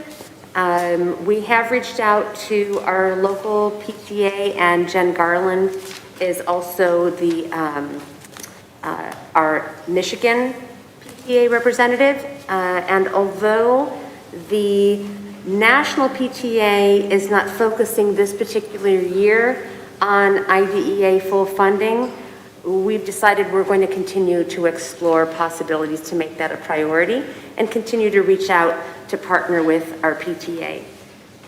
Dr. Delgado attended the K-12 Alliance Conference and interacted with others in attendance there. Look forward to hearing about his conversations around the IDEA full funding initiative as well. And finally, we discussed the Let My Kids Learn and student scholarship petitions and decided that that would be something important to bring to our board as a possible resolution this evening. Thank you, Dr. Blau. We will now move on to discussion items. The first discussion item is related to Oakland Schools Board of Education election resolution. We need to have a review here. Oakland Schools has 2 seats open on their Board of Education. We are required to adopt a resolution naming a designate and an alternate designate to vote in the election for those candidates. And we're recommending designating the president and the vice president as we have in the past. There are 5 candidates to vote for. The school board sent information, including a link to some candidate forums that were made available for all 5 of the candidates. And then today we received some bios for the incumbent candidates. We don't have any bios for any other candidates. They were not provided by the candidates at all. So these are the only bios that we have, but there were forums available for all 5 of the candidates. I see Mrs. Heinrich has a question. Yeah, our third candidate sent an individual email which had Oh, his perfect. bio. Okay, thank you. I missed that one. So we're recommending the 2 incumbents. Connie Williams has 17 years of experience. She held every position. Sorry, point of information. He. Oh, Mr. thank Connie you. Williams. Thank you. Mr. Connie Williams held every position on the board and currently serves as president. Was also elected to the school board for Southfield. Barb DeMarco has 18 years of experience, including 8 years serving on as a member of the Oakland Schools Education Foundation and supports equitable education practices. Again, these are for 2 6-year term seats that are open for the 2022 Oakland Schools Boards, that's a mouthful, Oakland Schools Board of Education biennial election. So we're going to vote on this matter. later on in the meeting because we're required to do so prior to their meeting in June. Mrs. Heinrich. Are we going to have an opportunity to discuss the candidates? Absolutely. Because I went through and I watched the candidate forum. Yep. And so I have some notes and some concerns and some recommendations. And Perfect. So, since this is my first time doing this, I need some help in how to proceed. Absolutely. Would you like to have discussion now? This isn't the time Well, to have discussion. Well, yeah, I mean, you are, before I heard you recommend 2 of the candidates, but we Yes. haven't discussed all the candidates. And so Yes. before we recommend them, I'd like to discuss like positives and negatives about each candidate. Would you like to share that with us? Yeah, the first candidate was Barb DeMarco, and she has extensive experience. You know, she's an incumbent. She has experience with the West Bloomfield School District, and she's also serving on the Oakland School Board. As far as her specific skills, she said she's a reluctant school board member initially, and so one of her strengths is she has a lot of experience. One concern I have that they asked about MASB certification, and she has none. And so for serving for 18 years, I mean, you know, yes. Just to answer some of that, with the board certification, a lot of, and as we know as going through all of these courses, the relevance to the ISD boards versus local districts, the relevance of that training is not the same.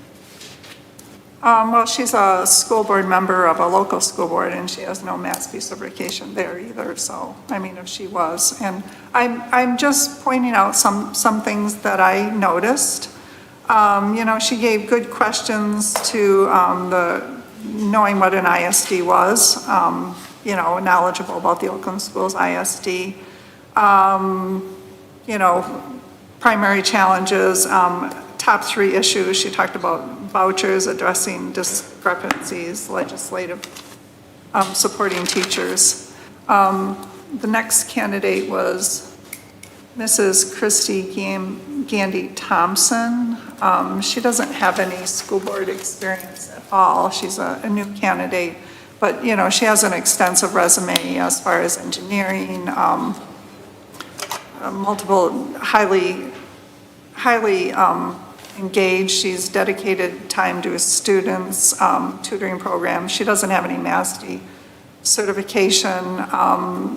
She really didn't seem real knowledgeable what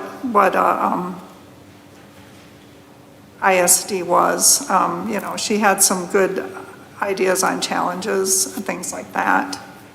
The third candidate was a Mr. Steve Gottlieb, I think it's said, and he sent out a resume.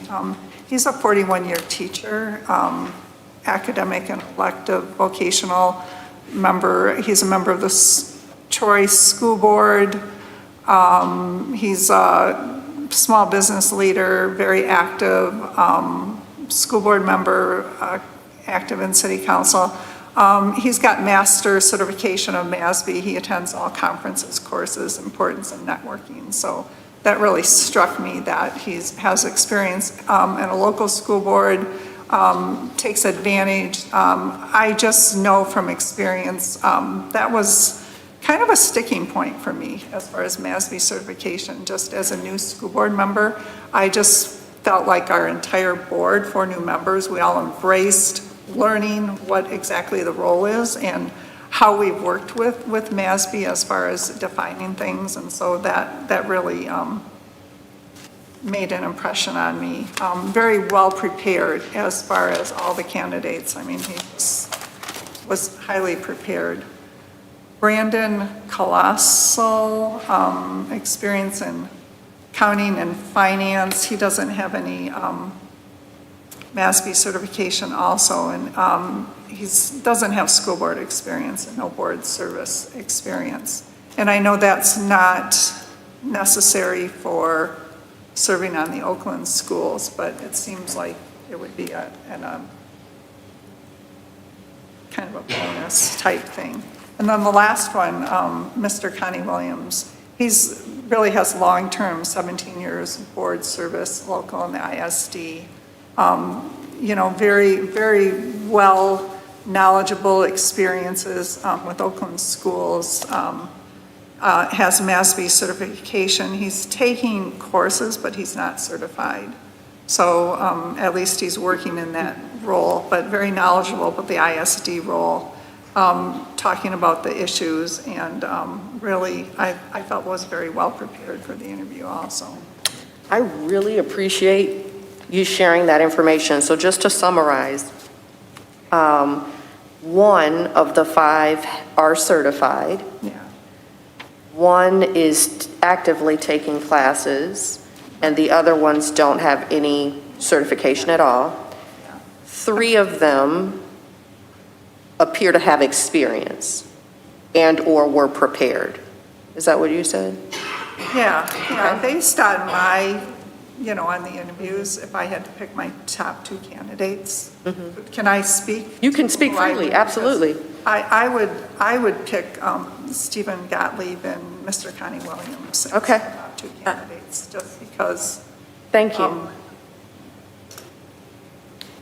Preparation, you know, presentation, knowledge, commitment to learning, and what they would bring to the district. They just impressed me just through the interview process and the answering the questions.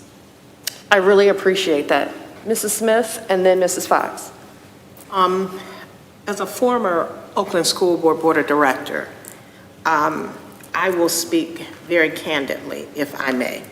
I know both candidates that are incumbents, and they both are very, very knowledgeable and very good people that you would want on your board. As we know, MASB has their pros and they have their cons. We of all people know that from our experiences with them ourselves. Certifications are not everything. Is it helpful? Yes. Those classes for MASB are just to give you knowledge, but it's not to give you your degrees or how to run a board. We've had board members that have sat on this board that have not been certified. We are fortunate to have a certified board now, but I would not want certifications to enable 2 individuals that speak very well and candidly on diversity and equity and have been active out throughout the Tri-County area. Not only is Barb, she may not have her certification, but she is very active in MASB events and conferences. And if I may say, I am supporting the incumbents. Thank you. Mrs. Fox. For me, after reading up, I got a long email from Stephen, how do you pronounce his name? I said Gottlieb. Gottlieb or something like that. So I'm impressed with him and also with Mr. Connie. Thank you. So in talking with board members across Oakland County, the recommendation generally from, not everyone, but many board members was for the incumbents, which is what was driving the recommendation. But I appreciate the knowledge and the preparedness and the good interview that Mr. Gottlieb had. So I think we should, I think what I'm hearing is that there are like 3 candidates here that we would entertain for this election. It sounds like most, I'm looking around, most are comfortable with Mr. Connie Williams. And it sounds like we need to make a decision between Barb and Stephen. Does that make sense? Do we want to have some further discussion here? Is there anyone who hasn't spoken yet? Sorry, just one thing I wanted to disclose before we move forward. For those that don't know, my mom, Dr. Teresa Rich, is on the Oakland ISD. That does not impact me in any way as a conflict of interest.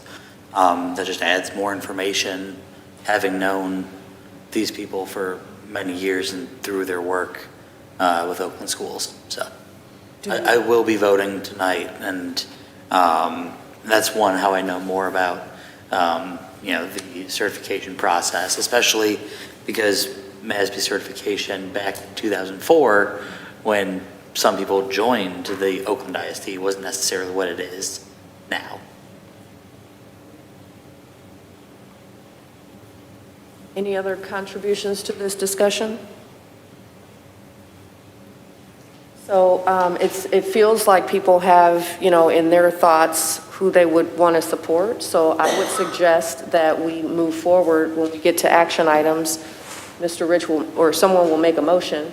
And then if that is supported, we'll move forward. If it doesn't, then we'll continue to make motions until we get consensus.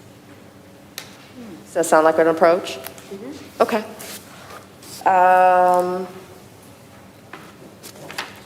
Let us then move on to is there anything else on this matter?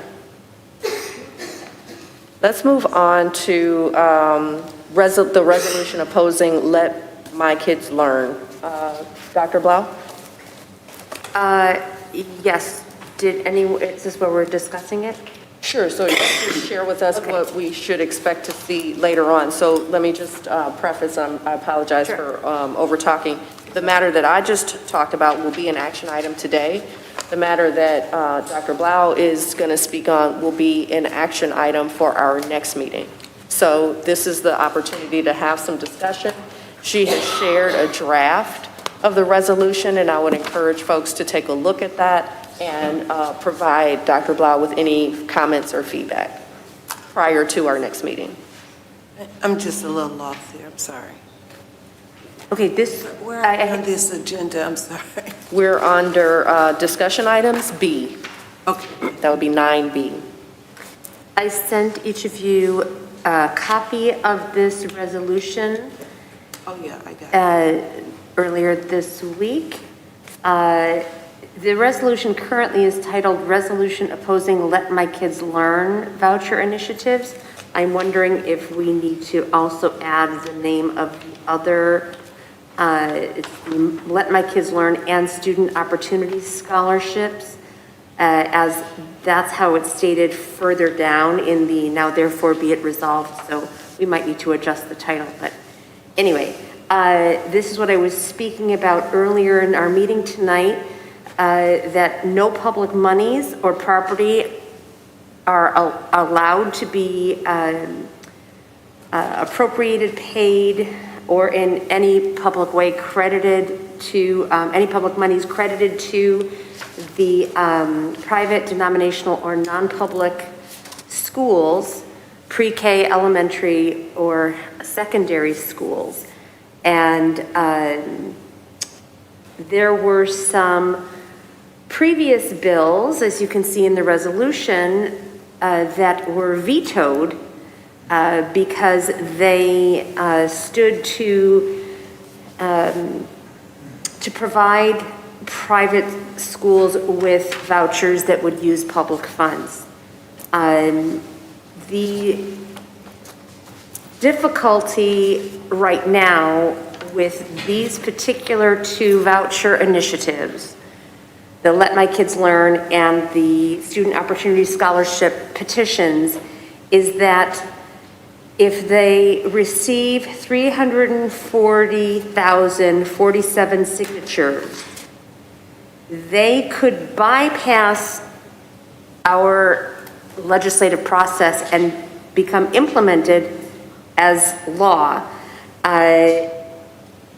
even though there are 8 million registered voters in the state of Michigan. So 340,000 signatures would take away the opportunity of the remaining of the 8 million of us to really express our opinions around whether or not vouchers should be allowed. So this is why we have been encouraged by the PTA and by the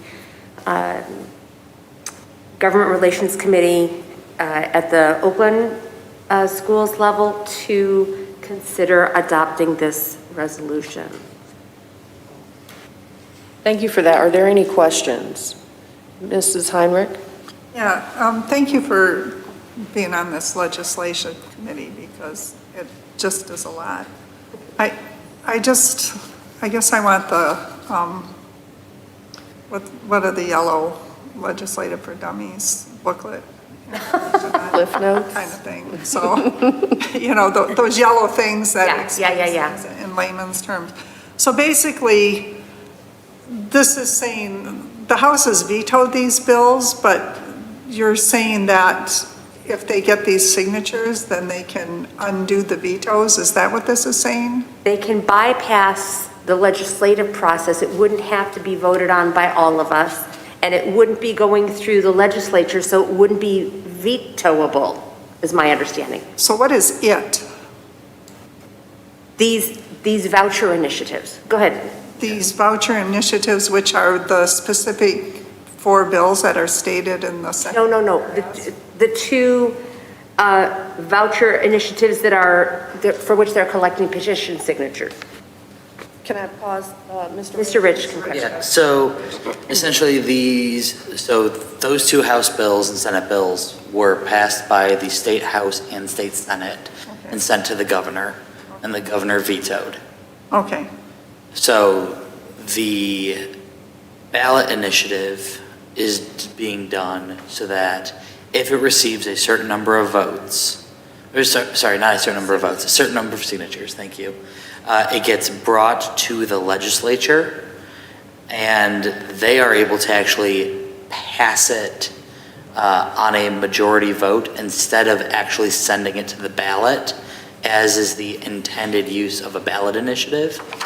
Just because then the legislature can just say, oh, we agree with what the people are saying, or at least these people are saying that sign it, and just pass it and bypass the governor's ability to veto the bill or to veto the initiative. Those 340,000 individuals in our state could make a decision that would affect all 8 million of us who vote, versus having it be a ballot initiative where we could all vote. Where it would go to the ballot for everyone to vote on yea or nay. So. If I may, President Williams, so we spoke about this at the K-12 Alliance last Friday, and so it really is a ballot initiative loophole. And so I shared in my superintendent's update last time that if this proposal were to become law, parents of children enrolled in private schools would be eligible up to $8,700 in tax credits of public money to send their children to private schools, paid out of our school aid fund. If parents are enrolled in public schools, they would only be eligible for up to $500 in tax credit. So make no mistake, this is a voucher program. This is after Governor Whitmer vetoed this in November of 2021, which previously was called the Student Opportunity Scholarship Act. The Let My Kids Learn is the next variation of this. And so again, 340,000 signatures is only 8% of the voter turnout in the last election. And so this really is a loophole, and the K-12 Alliance of Michigan opposes it as well. So it's a way to bypass the majority of us. So as school boards, our voice, we're sending our voice and we're sending our message. And we're saying to our community, don't, because I went to the farmer's market and there's like lots of people wanting to sign petitions. I was like, I don't sign petitions. So this one? One of them? No, I don't know if it's one that they had at the farmer's market, but don't sign this one. Oh, well, I won't, but I'm just saying, there's a lot that's of petition gatherers out there now. Sort of thing. So our voice is saying, we're telling our community. We're discouraged, we're saying that we don't support this as a board, yes. Mr. Walker? Just so that I'm clear, Dr. Delgado, when you talk about the tax credits that come out of the school fund aid, that is literally taking money out of what we would be using for our funding on an annual basis to educate children who are in Farmington Public Schools. So whatever work we've been able to do to this particular point, utilizing the funds that we have currently used, would be reduced, and we would have to do more with less and still maintain quality. Is that what I'm hearing with this? That's exactly what you're hearing. And so I actually generally I'm a fan of choice. but I'm not a fan of voucher programs because they take away from public schools in a way that reduces public schools' opportunity to maintain their quality instruction, right? And what it does is it leaves kids behind. So, if folks start to fly away to other places, you start thinking about how can a school district, especially of our size, right-size itself in the same amount of time, right? If 25% of your population goes away, that has a tremendous impact on your budget, right? And you're not going to be able to restructure yourself as quickly as you have that exodus. And it has an impact to the kids that are left behind because you have much less quality instruction. So I'm a simple man, and this just smacks to me of an attack on equity, plain and simple, because a strong public school system creates equity for all persons who are able to participate in it, which would be everybody in that particular community, being able to offer programming, education, and so forth that is on par with any other private institution funded however it would be. However, if you take that away from the public school system, you're taking away an equitable opportunity for students who couldn't afford, under whatever voucher you offer them, the opportunity for this so-called education that would be better funded. And so now they are reduced to having to get education in the best way possible, funded with talent that would probably decrease because talent's going to go where money goes to. That's exactly right. It assumes that those who, it assumes that everyone would have the means to be able to not only take the subsidy, but pay whatever additional amounts were required in order to attend the private school and address transportation and blah, blah, blah, and all of those other things that would come with that. So I think that's right. Dr. Blau? I just wanted to clarify something. Something that says at the top, let my kids learn. Might, if I come to some place and there's this petition, if I didn't know better, I might think, oh, let my kids learn. Of course, this is good for education, and I might sign it. And I feel part of this is about educating the community and increasing awareness as to what this particular petition is about. So thank you guys for that rich discussion. If there's nothing further, this matter will come to us as an action item at our next meeting. With that, we are ready to move to public comment. This is now the public comment section portion of our meeting. If you're interested in making public comment, please fill out a card and send it to this ceramic bowl at the end of this table, right here. So we're calling for public comment. I love what you did here. Mr. Vilar, thank you. Excuse me. Thank you. You have 3 minutes, sir. Yep. So first of all, thank you to everyone. You guys have been very considerate and conscientious. I feel like that my concerns, for the most part, have been looked at and addressed. I'm reasonable. I understand some of the things can't be handled the way I would hope, but some of them have been. Thank you. But with that, this ballot initiative, I'm not going to pretend that I'm a legal scholar by any stretch of the imagination, but my understanding is it's a violation of the Michigan Constitution. Article 2, Section 9. So my understanding is that these ballot initiatives not only need to have, I guess, the threshold to be reached, but they must be voted on, and the voters in those initiatives must reach a simple majority. I don't know how this is turning into the legislative body can essentially override the governor's veto with a simple majority. So I could not find that in the Michigan Constitution. So I would hope that a team of lawyers will descend upon them with great vengeance, because this is a scam. And yes, it is yet another attempt to allow people who already have a fiscal advantage to gain more, and to make it harder for the rest of us who either lack those resources, and for the people of Michigan who are, of average means. It's like putting a tax burden upon us to essentially fund people who already have the resources to afford private school. So I'm pretty sure a couple of lawyers can come up with another way to sue this into oblivion. Thank you. Thank you. Next, we have Kelly Goldberg.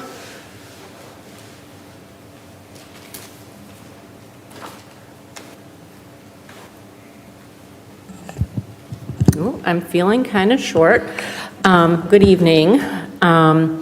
So I support what Mr. Villar was saying about these initiatives. Last night, I had the privilege of attending the Wayne State Law School graduation, and the honored speaker was Fadwa Humud, who is our State of Michigan Attorney General. She's the first Muslim woman to serve in that capacity, I believe, in the nation, and she's also the youngest. She's also the first Arab American and Muslim woman to argue before the U.S. Supreme Court. And as I was sitting listening to, all of the details and all the debate that we are privileged to hear because of the transparency and the fact you're an elected body, I was really taken by her speech, because she talked about the importance of the public square and the importance of preparing attorneys and citizens to participate in the public square, and the importance of a public law school like Wayne State, and the fact that currently there are only 3 law schools represented on the U.S. Supreme Court.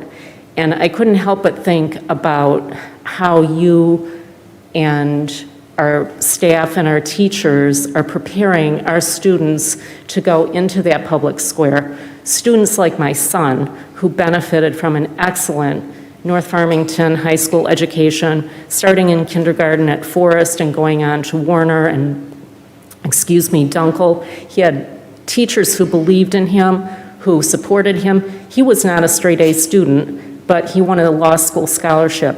And I just want to keep encouraging you to not let the loudest voices in the room be the most important ones. And this ballot circumventing our state laws to make the loudest voices and most oppressive voices the ones that get to decide what happens to all of us and to all of our children, to the neurodivergent, to the kids who don't look like me and haven't had, the privilege of the education that I've had. Those kids that were at that law school last night, some of them had parents who were incarcerated. Many of them were first-generation college students. And I love that this body and this school community gives all of our kids the same chance as the people who could go to those public schools and pay those high tuitions. But we should not let those families rob everybody else of the opportunities to stand and walk across a law school graduation stage. Thank you. Thank you. Lelena, I hope I pronounced that right, Townsend.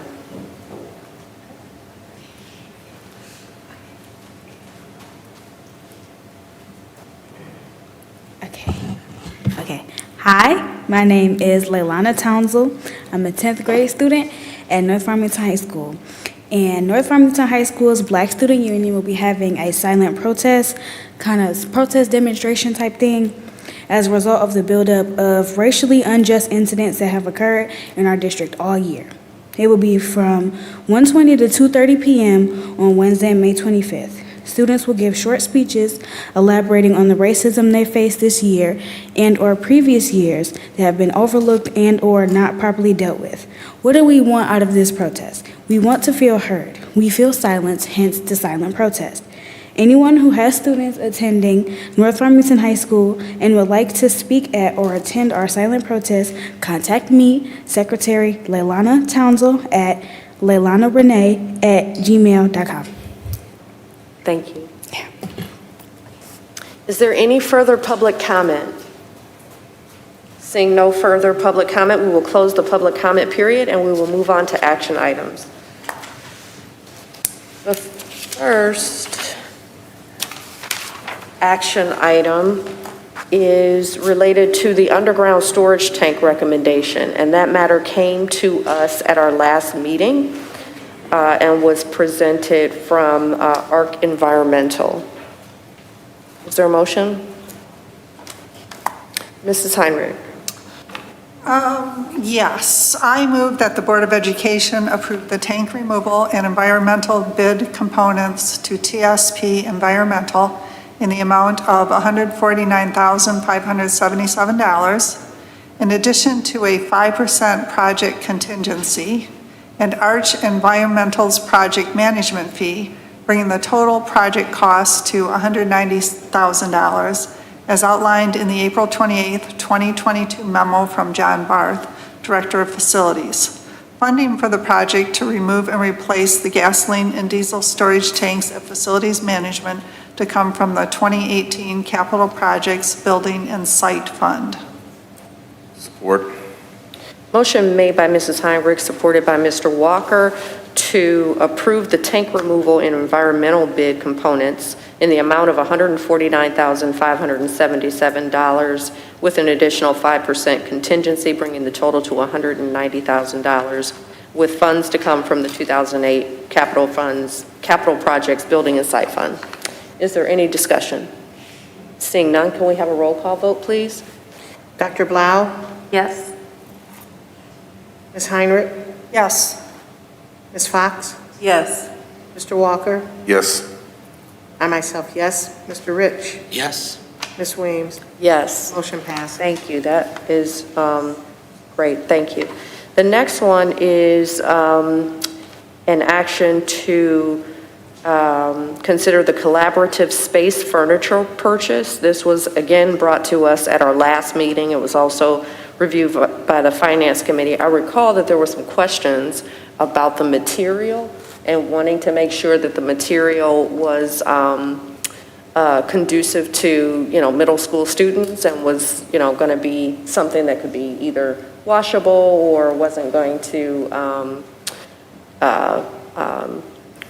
we would be able to clean it properly. And we did get a response back.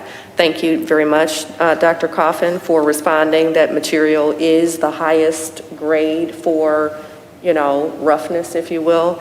It's made of a polyester material that can be wiped down pretty easily, so that is helpful. At this time, we'll entertain a motion. Mr. Walker? I move that the Board of Education approve the Warner Collaborative Space furniture purchase as outlined in the Workspace Interiors by Office Depot Proposal 572187, dated 4/25/22, in the amount of $92,850.53. The funding sources for this project include Bosch grant funds for middle school innovation specifically designed for furniture purchases and the 2020 bond funds set aside for furniture purchases. Support. Thank you. Motion made by Mr. Walker, supported by Mrs. Smith, to approve the furniture purchase in the amount of $92,850.53 with funds to come from the Bosch grant and the 2020 bond funds. Is there any discussion? Yes. Thank you so much for getting those fabrics out there and letting us see that it will be longevity with this furniture. And I cannot wait to see it and take part in using it myself. Not as a student, but I'll be over there. Thank you. Thank you. Seeing no further discussion, we're prepared for a vote. Mrs. Smith, would you do a roll call, please? Mr. Walker? Yes. Dr. Blau? Yes. Ms. Fox? Yes. Ms. Heinrich? Yes. I myself, yes. Mr. Rich? Yes. Ms. Weems? I'm a yes. Motion passes. Thank you. We'll move on now to the Oakland Schools Budget Resolution. This matter also was brought to us in a previous meeting. The board is required to adopt a resolution in support of or in disapproval of the Oakland Schools budget. I know that that budget was, I don't know, about 300 pages long. Thank you, Mrs. Heinrich, for handling that for us. Is there a motion? Mrs. Heinrich.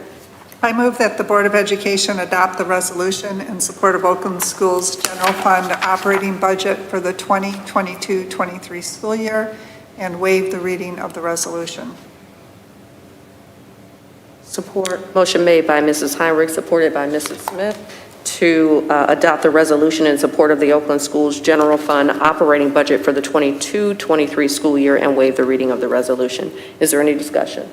Seeing none, all in favor? Aye. Any opposed? Any abstentions? Motion passes. Thank you.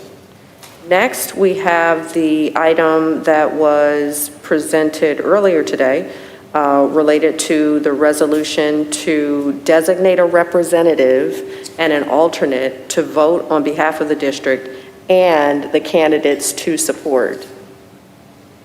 Is there a motion? Mr. Rich?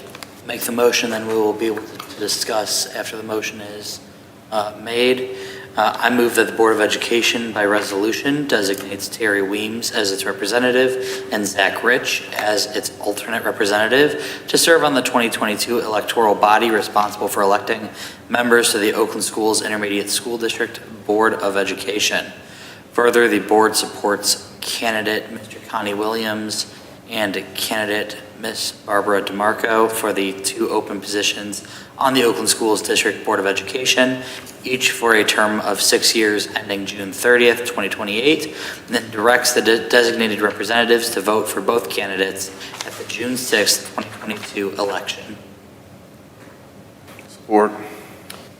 Motion made by Mr. Rich, supported by Mr. Walker to designate myself and Mr. Rich as representatives and to support candidates Connie Williams and Barbara DeMarco for the two open positions on the Oakland Schools District Board of Education for a term of 6 years. Let's have discussion. Pardon? I'm a little confused. So Stephen, can I? I'm sorry, yes, but I wanted to recognize Mrs. Heimer first. She had her hand up first. No, Do you mind? she was speaking Okay, first. go ahead. I'm waiting. So Stephen Garbett, I think there were some of us who wanted to. This is the process of discussion. So we can So it's going to go through a couple of rounds or whatever? It most certainly could, yes. Okay, thank you. Mrs. Can we vote on the candidates one at a time rather than as a ticket of two? We sure could. So do you want to break it up then and vote for the designates first and then for each of the individual? Candidates one at a time. Right, so then if that is if that would be easier for the group, then I think I need to ask Mr. Rich to withdraw his motion. I'll withdraw that motion. Okay. And may I change my motion or make a new motion, Yes, please? thank you. Okay, so first I will withdraw my motion, currently out there, and I move that the Board of Education by resolution designates Ms. Terry Weems as its representative and Zach Rich as its alternate representative to serve on the 2022 electoral body responsible for electing members to the Oakland Schools Intermediate School District Board of Education. And that'll be it for right now. Support. There's a new motion on the table to designate Terry Weems and Zach Rich as representatives to serve on the electoral body for Farmington Public Schools for purposes of electing members to the Oakland Schools Intermediate School District Board of Education. That was supported by Mr. Walker. Is there any discussion on that point? Seeing none, all in favor? Aye. Any opposed? Motion carries. Now, we need a motion to support a candidate for one of the open positions for a term of 6 years. Is there a motion? Anyone can make a motion. I'll move to support Mr. Connie Williams for one of the terms for a 6-year position. Thank you. Support?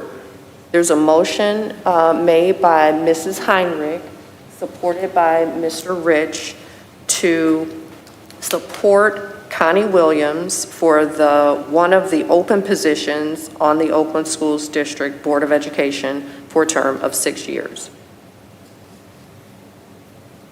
Made by Mrs. Heinrich, supported by Mr. Rich. Is there any discussion?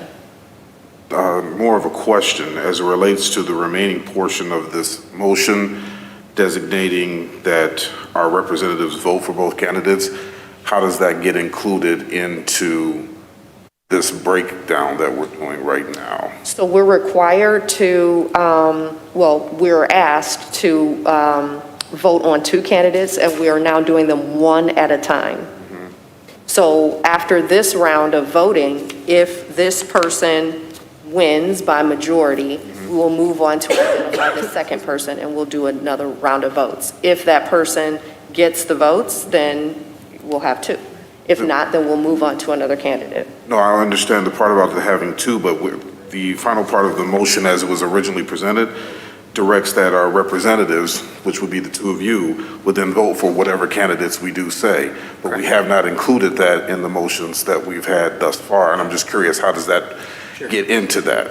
So once this board makes that decision, we will do the full... Do the full thing all over again? Do the full thing again and put the correct names, make sure that we do have what the board is requesting as a resolution. Very good. Okay, thank you. Thank you for that point. Very good point. Any further questions or discussion? All in favor of the motion on the table, which is to support candidate Connie Williams for Oakland Schools District Board of Education for one of the open positions for the 6-year term. Why not do a roll call? We don't have to do a roll call. For this one, I would prefer if we do. You prefer that? Okay, we can do that. Mrs. Smith, would you do a roll call? So we're doing a roll call? Yep. Ms. Heinrich? Yes. Ms. Fox? Yes. Mr. Walker? Yes. Dr. Blau? Yes. And myself, yes. Mr. Rich? Yes? Ms. Weems? Yes. Motion passes. Okay. Now for the second candidate, is there a motion? Can I make a motion? You most certainly can.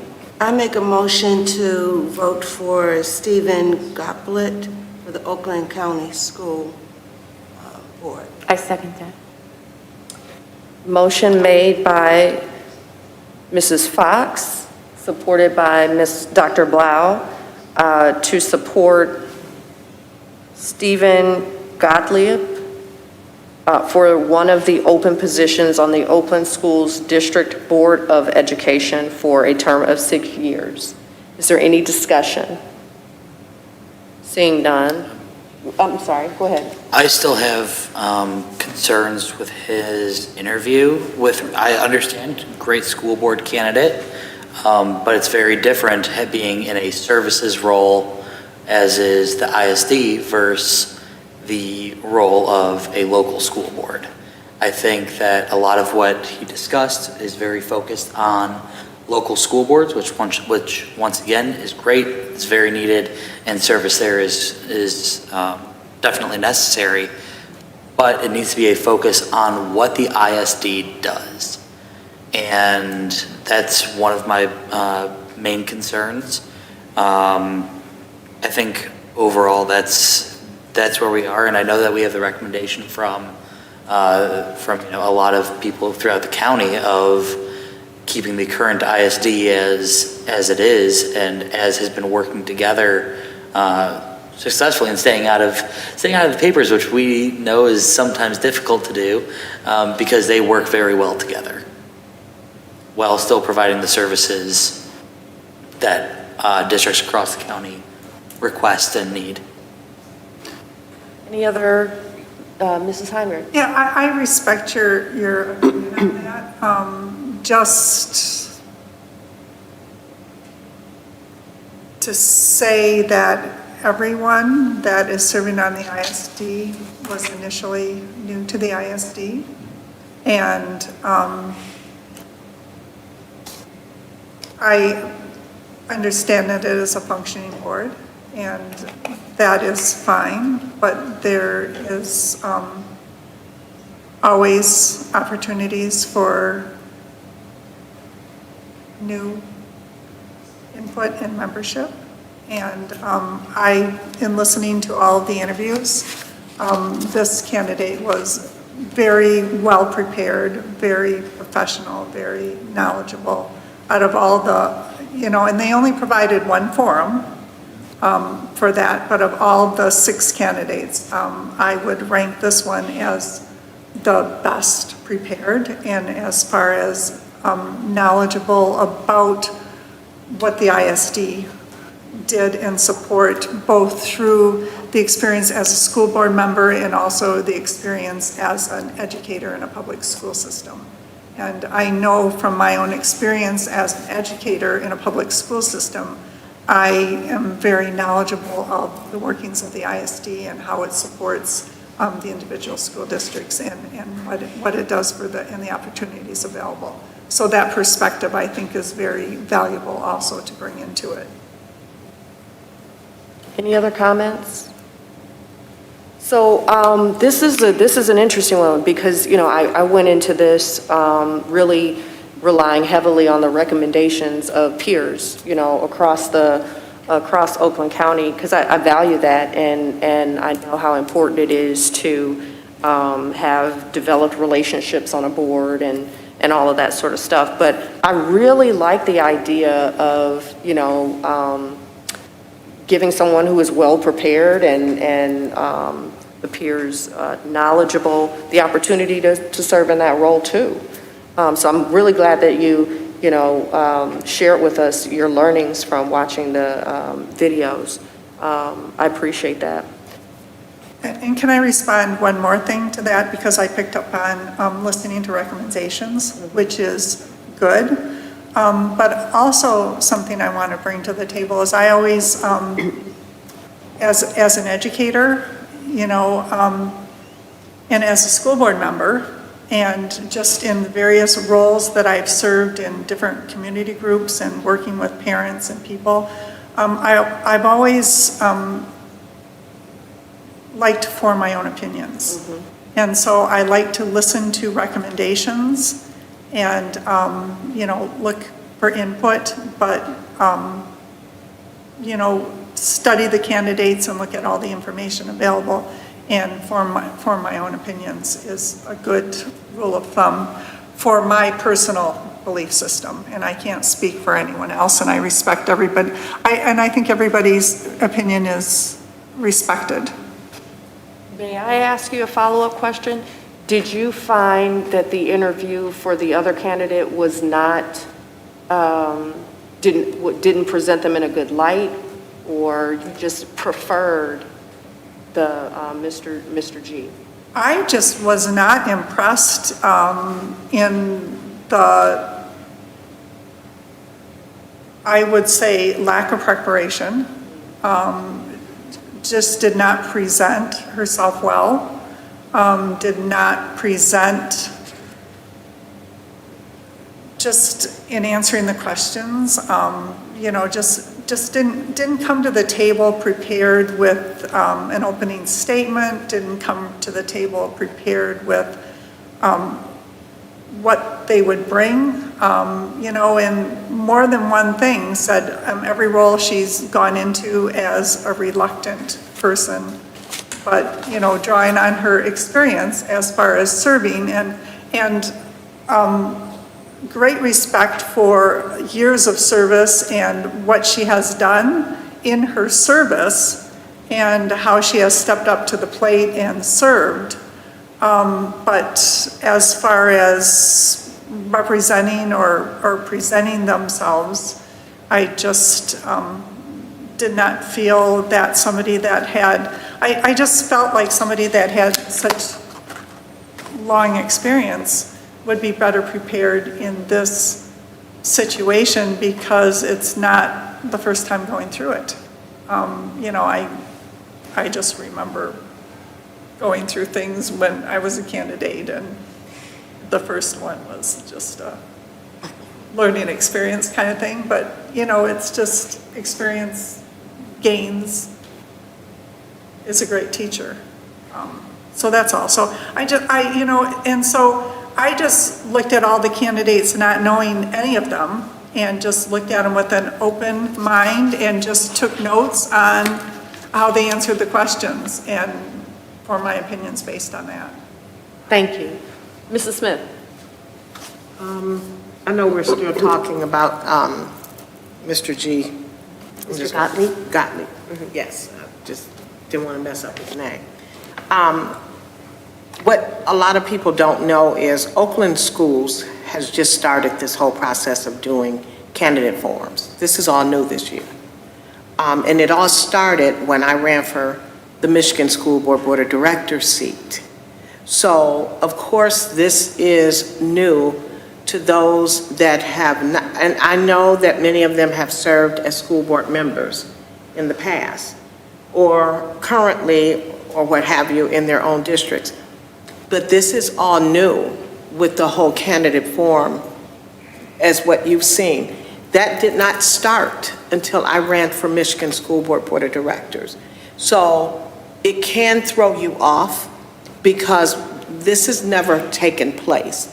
So for these candidates, it can be kind of intimidating, and especially with it being virtual opposed to in person.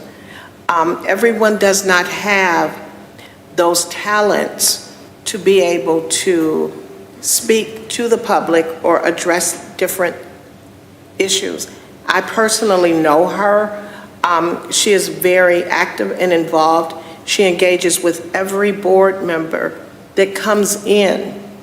So when you go to those dinners, and most of you have not attended because of bad weather and due to COVID, but she is the very first one on the board of directors that will address you and greet you because you are new, and will help you and will try to mentor you. I don't know what made this all start up with these candidate forums. Are they good in some instances? Yes. As all of you know, some of us had to go through candidate forums ourselves. We have had some that we did great in, then we had some that we did not. We could look at the moments where we could go home and say, wow, did I mess that one up? Or we have moments where we don't. When I ran for Oakland School Board of Directors, after my appointment, there were 5 people that ran, and there were 3 seats. I retained my seat, but I know how to approach. I'm not a salesperson, but I have been in the public, so I can address a community. Most people cannot. So I won't take, and I respect everyone's decision here tonight, but I won't use what you've seen as a candidate forum to hold that against an individual. I understand that this gentleman, I want to say young because we all young. I don't want to take away from him as an educator. Educators are doing well in this field, but at the end of the day, you do have some that are in education that have not shown us what they can do for our students. I am not trying to build anyone's resume. I am trying to put people in that will service and help all children. So those are my comments. Any other comments? Mrs. Heinrich?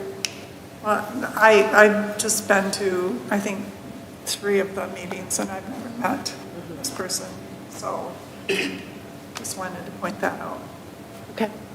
So I think we're ready to vote. Oh, I'm sorry. I wanted to mention, as I've read up on some of the candidates, I was not able to view the forum, but I've done some of my own research, and I appreciate Mr. Gottlieb's awareness that it's important to advocate not only at the local district level and the ISD level, but also at the Lansing and Washington level. And so that really stands out for me as a shining aspect of what he's doing. Yes. And on that, Ms. DeMarco served on the Government Relations Committee for OCSBA for years and did that. Like that was part of her role through Oakland Schools, because that was one of the boards that the committees that she sat on from the board. So, and I don't recall. So they both have Mr. Gottlieb. experience, or they both have that. Okay, thank you. Okay, so are we ready for a roll call vote, Mrs. Smith? Okay, thank you for the discussion. And so we are voting for, We are currently voting for Mr. Stephen Gottlieb. okay. Gottlieb. Ms. Heinrich? Yes. Mr. Walker? No. Dr. Blau? Yes. Ms. Fox? Yes. Mr. Rich? No? I myself, no. Ms. Weems?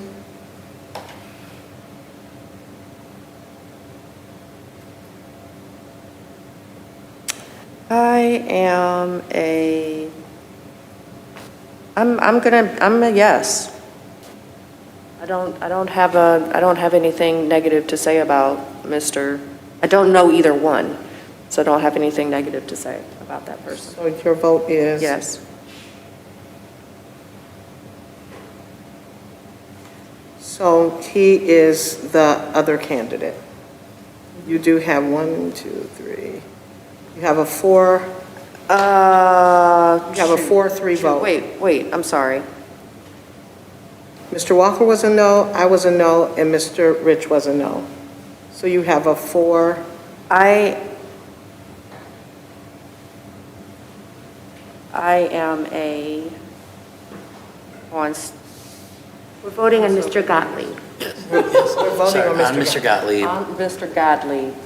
I prefer DeMarco. Okay, so it's a no. So I am a no on Gottlieb. Although I have nothing bad to say about Gottlieb at all.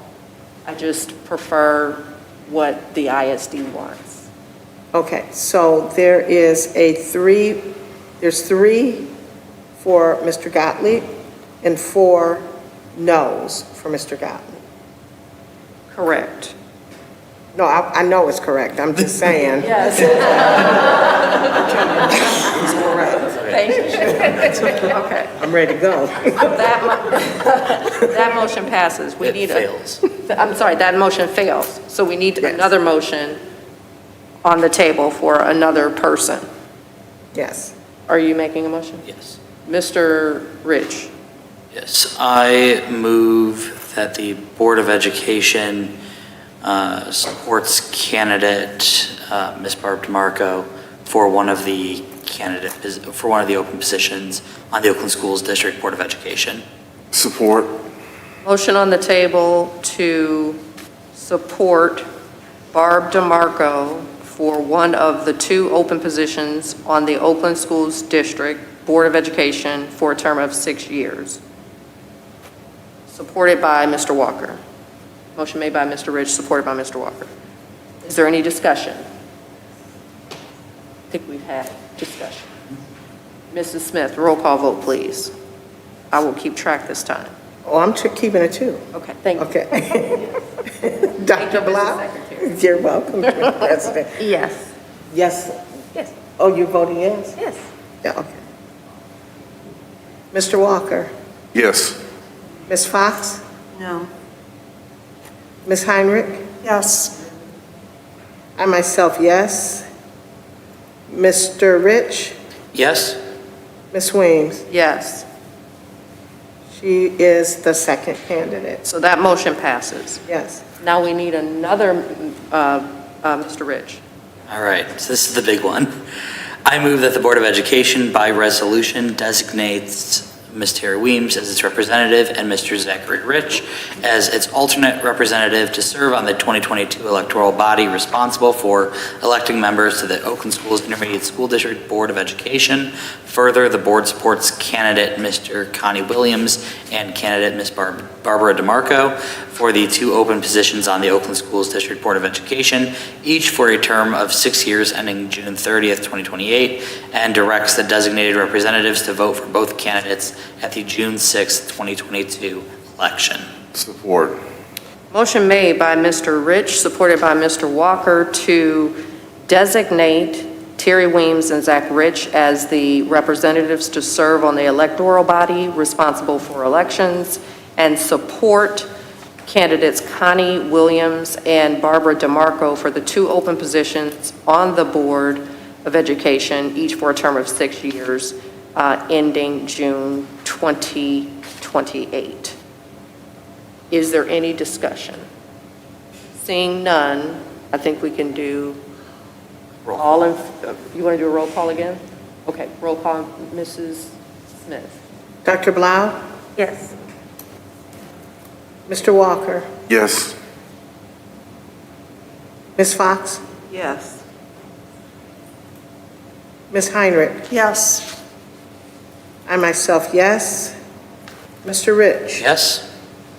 Ms. Weems? Yes, we Motion got there. passes. Thank you. All right. We got there. This was good discussion. This was a tough call, too. Okay, next we have the superintendent's contract. So at a retreat, we discussed how annually we review the superintendent's performance. We've had very good performance. It's time for us to consider whether we want to extend the superintendent's contract. So we have in our packet an amendment to the superintendent's contract, which does a few things. One, it extends the contract from 3 to 5 years. It provides for extensions. It also provides some language which provides for termination and gives some examples. It updates compensation to provide for a 3% increase and to contribute to a retirement fund consistent with other districts.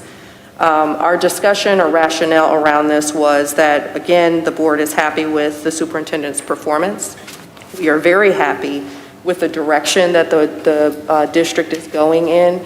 It was really interesting to hear from Alyssa Peak earlier this afternoon or evening, and her comments around how happy she was as a senior and a leader in the district about the direction that the district is moving in. I think we all feel that. I think we've heard that from the staff as well. And the board is really interested in providing for some stability in this district, especially considering our past few years. We're interested in the good work that's being done to continue, and we want to see that continue under Dr. Delgado's leadership. And so this amendment accomplishes that. I know we've engaged with our district attorneys, multiple, about our desire to extend, and also expressed our concerns related to an extension. We believe, based on the work that we've done here, including understanding what's happening in other districts, the market right now for staffing, and based on the advice of our attorneys, I think we've done due diligence enough here to proceed. So we're going to entertain here a motion to approve this amendment. Is there a motion? Mr. Rich? I move that the Board of Education approve the superintendent's contract amendment as presented. Support. There's a motion to approve the contract amendment as presented by Zach Rich, supported by Mr. Walker. Is there any discussion? Can we have a discussion, a little bit more discussion on what we're getting ready to vote on? We can absolutely.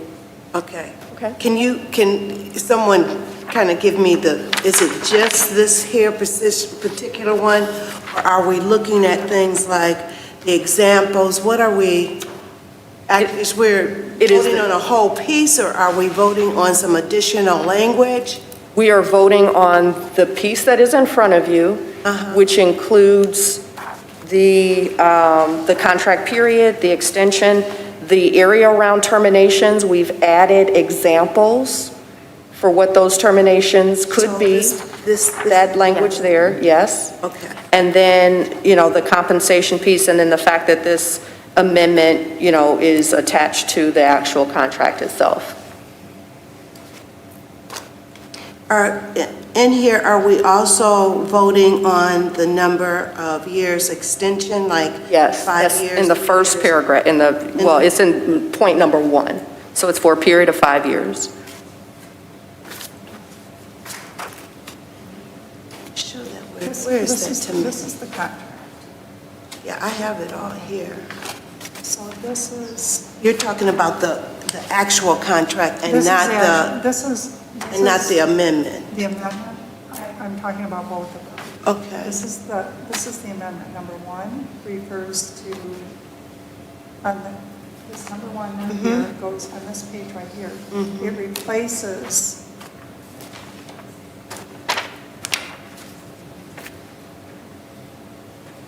I don't mean to hold you up, I just. No, we want to make sure everybody's replaces- clear. Okay. Number one, Contract period. this This is gets the actual. replaced. This is the actual contract. So number one replaces that. Number two, the extension. Paragraph 9. So if you're interested in the term, it, 9A. So this is the extension. So this is number 2, replaces 9A. Okay? Number 3, the termination goes to. I'm real clear on the termination. What I'm not is on this extension. That's right here, so 9A. So the extension, we're automatically extending it. So we're going to automatically, we're going to vote to extend this until 2. Is it a 5-year? So it will be a continuous 5-year. Okay. So every year, we'll extend it 1 year. Over a 5-year period? Yes, So ma'am. it's a 5-year period, so this year, so after the end of the year, then we extend it 1 more year. And so then it will be. Okay, I'm good. Okay. Any other discussion or So then. question? The question is. Yes. Did we, for the compensation, did we change it to the first 4 sentences? Yes, we did. And we're leaving in the 5th sentence? That's correct. That's correct. Okay, so we're including the examples Yes. for the, and is that, personally, I didn't see the need to include examples, but if it's a consensus of the board, then I wouldn't object to it, but it just seems like it's redundant. And I'm worried if you put in examples, then you're putting in a checklist, or what if we left something out sort of thing. Whereas if you just go with the definition, then it is a legal definition, and it's less restrictive and more inclusive. I'm trying to use the right word. So it's by just putting in the wording for reasonable and just cause, then it is inclusive and less restrictive than if we put in specific examples. I think that narrows it down. I actually happen to agree with you. However, our attorney's advice was it's not necessary, but it's not, he didn't view it as an issue if it were included.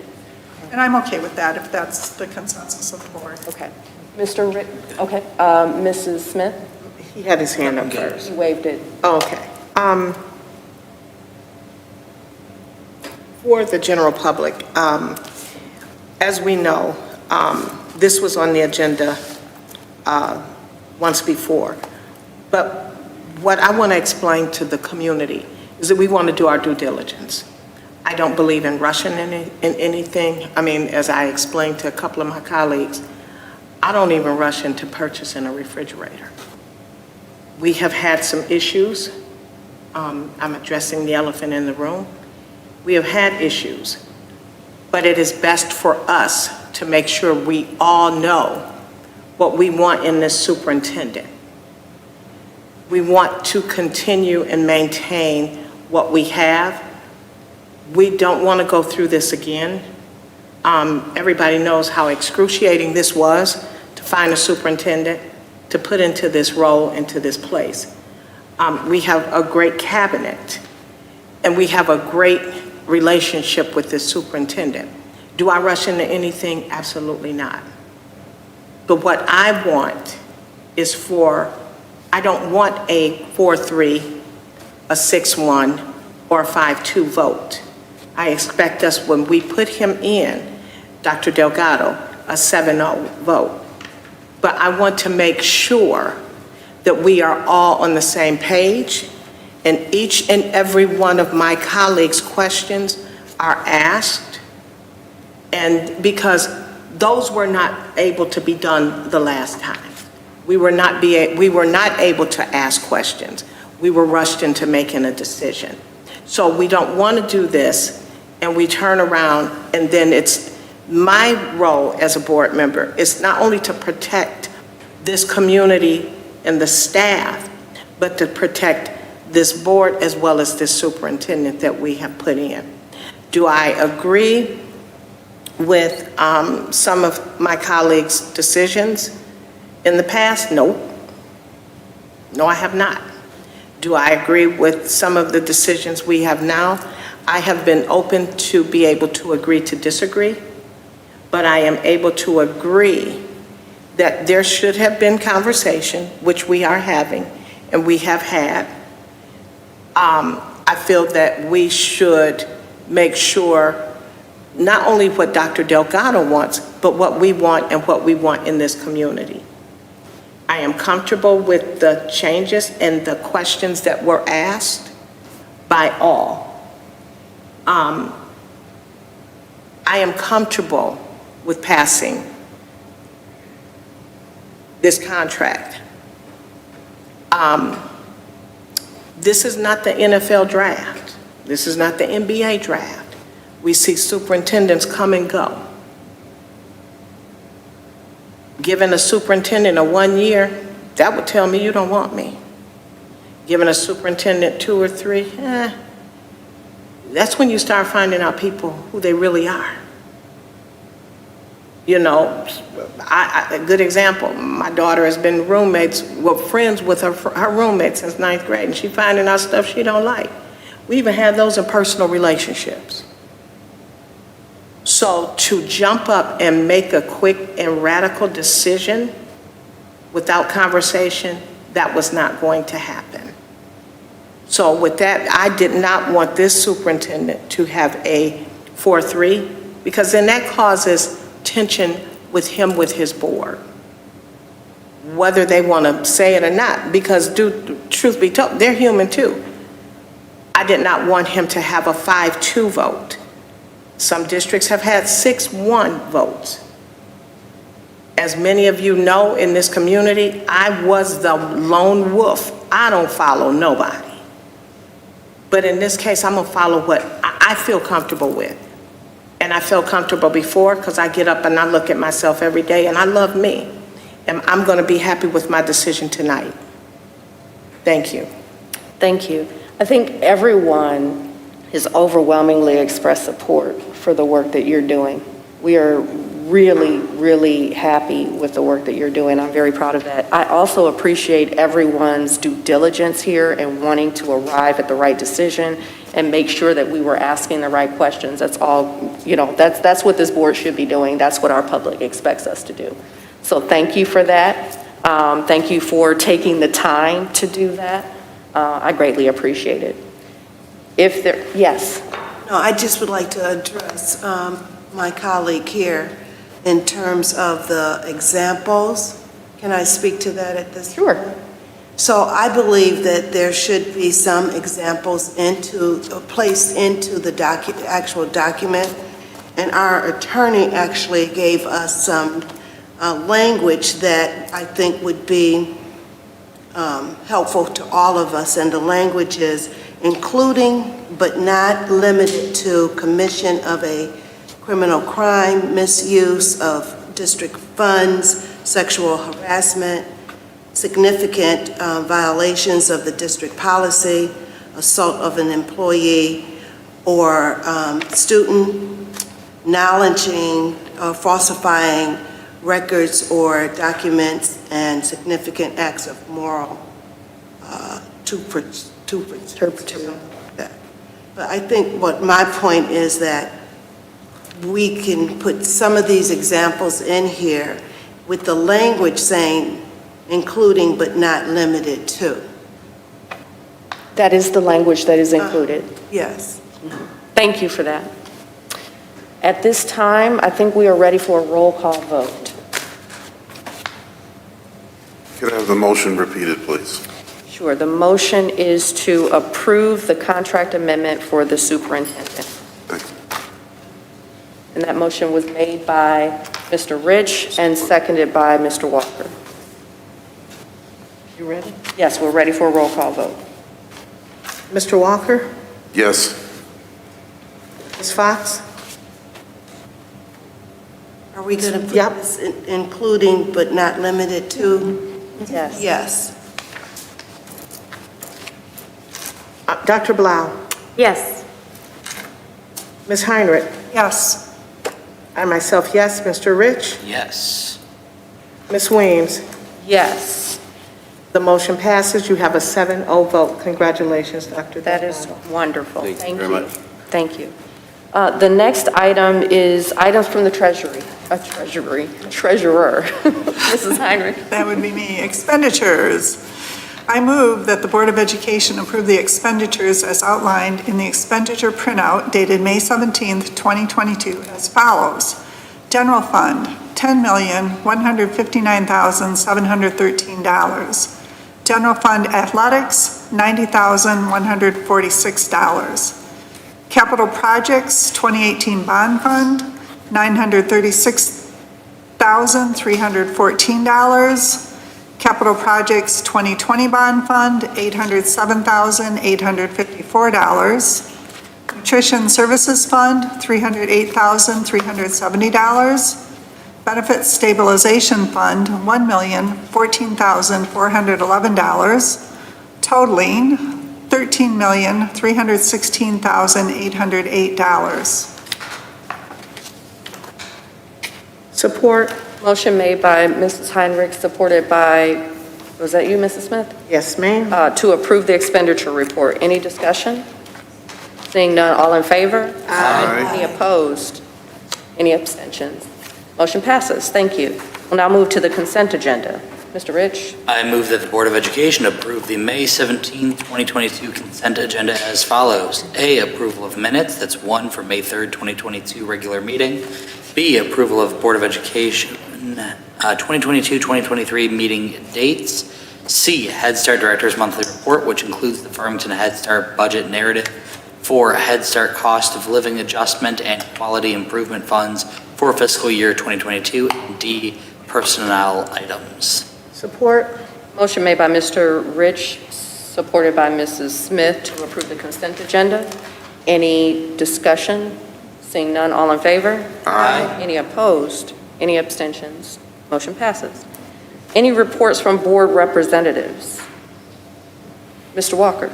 Just a quick reminder that this Saturday is Super Saturday tutoring for FAPN. They just also wanted to share that on last Saturday they had a GM Hummer electric vehicle out for demonstration as a part of the learning experience for the students, and it was an awesome time as shared. And there will not be a Super Saturday tutoring during the Memorial Weekend. However, on June 4th, which will be their last day, there will be a celebration with hot dogs and other festivities for the kids and for the staff and volunteers to say thank you. Thank you, Mr. Walker. Next, are there any recommendations for future agenda items? Seeing none, is there any good and welfare? Yes. Yes, Mr. Rich and then Mrs. Smith. First, I would like to invite Officer Clark up here just to give his, not spiel essentially, but to tell us all the services that can be provided, especially with, we need to address that gun violence is a severe issue in this country. We have seen the impacts it's had on our community through what happened in Oxford. So just wanted to bring Officer Clark up here to just give some information and provide the services that can be provided. Sure. Thank you. I appreciate being able to come up and again talk with the public and all those who are watching as well as the board.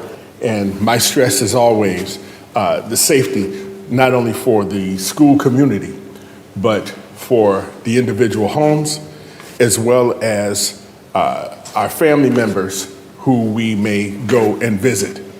Unfortunately, there have been many instances where we have our kids go visit other family members and those weapons are not secured. I'm asking that we take care of our kids even when they're visiting someplace else.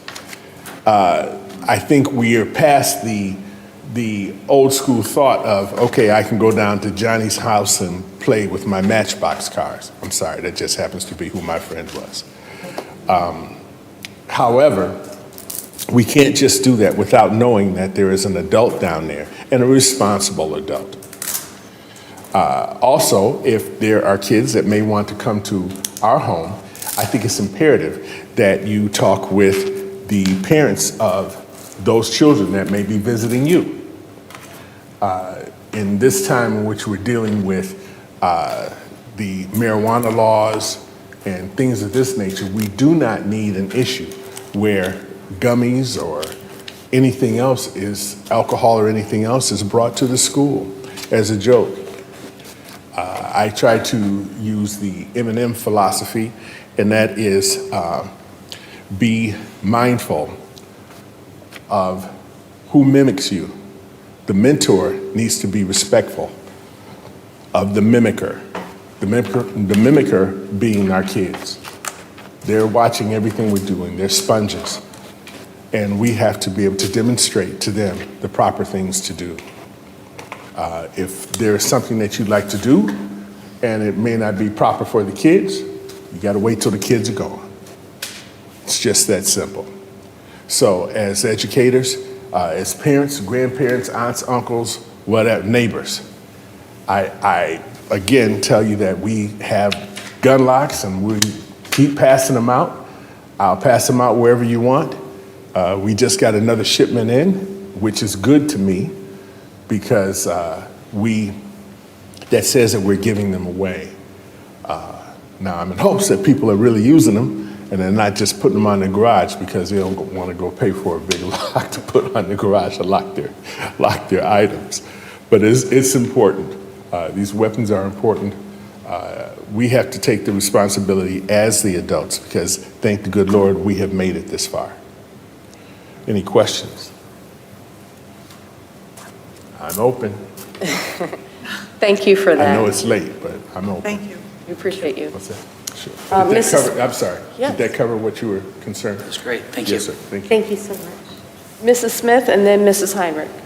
Last Friday, I had the opportunity to, and it was an honor, to be asked to be a chaperone, which I have missed doing that over the years. But I was asked to be a chaperone for the girls at the Pretty Brown Girls at North Farmington. So I had the opportunity to, I had to smile, Leilana and Shanae Weems, Penelope Kennedy, Brooklyn, and Montana. Those girls rode in my car outside of Cheyenne. She didn't ride with me, but we went to go to the Opera House to see X, the play of Malcolm X. And it was beautiful. And by the way, our girls were extremely well behaved. What I loved is that Tanya Corbett gave them the knowledge before they got there to let them know that it wasn't going to be Lil Wayne or MC Lyte or somebody singing. It was going to be really opera, you know. So it was not a little musical. It was an actual opera. And these young adults that put this play on, it was simply amazing. I've also had the opportunity to grace myself to be at the conference with Dr. Goodrum and see the students from the district and outside of districts come in and talk and discuss the issues that are going on throughout the Tri-County area with, in our diversity community. Dr. Goodrum and Dr. Corbett, well, Ms. Corbett, so I'm already giving her doctorate too. Everybody's a doctor about right now, it's 9:45. But everyone has done a phenomenal job during this COVID and during this time. I am so looking forward to the Golden Apple with Dr. McDougall and the ESL graduation, but I have had a phenomenal last couple of weeks getting to talk to these girls and knowing these girls and hearing how our district is working with young people. And I know this is going to be kind of harsh to people that are viewing, but our school community has heard some of the arguments and the things that are going on with our children, as you heard Leilani stand before us today. And it's been crushing to hear our students say, especially our girls, say that if they stand next to someone that doesn't look like them, someone will sniff them and say, "You smell black." That's hurtful, because I want to know what black smells like. We've also had incidents where girls have had things thrown in their hair. So our district is addressing this. Our superintendent and his cabinet, they're all working on these issues with our children. And we want to be able to have outreaches where these kids can come and we can have these forums. Saturday was an example of what this country is going through. I would love to see our district work with, get some trauma teams together to tell people that we are valued. Not just Farmington community where we're in a bubble, but we need to let our students know that they are valued.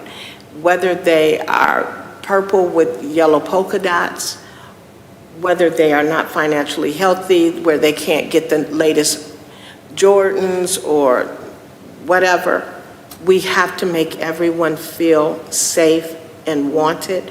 We need to address the mental issues with our kids. That is the biggest issue. The young man on Saturday had planned to shoot up a school. So let's look at looking into helping our children. That's what all of us got elected and appointed to do. So let's make Farmington an example of that's what we're continuing to do.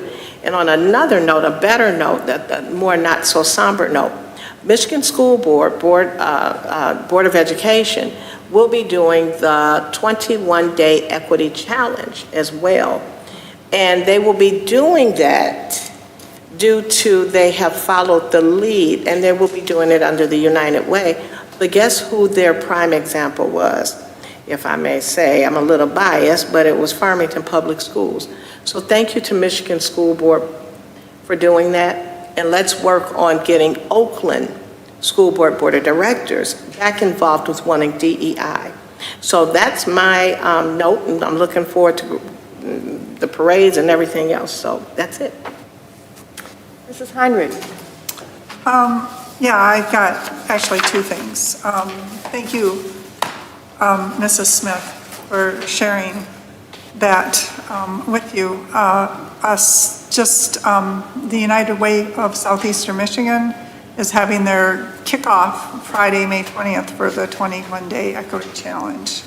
And so that's through, so it's 12 to 1 p.m. And they're gonna have the Detroit Youth Choir, and it's 21 days of emails is the way to participate. Some of our community members were interested when we did our 21-day challenge. And so that's an opportunity.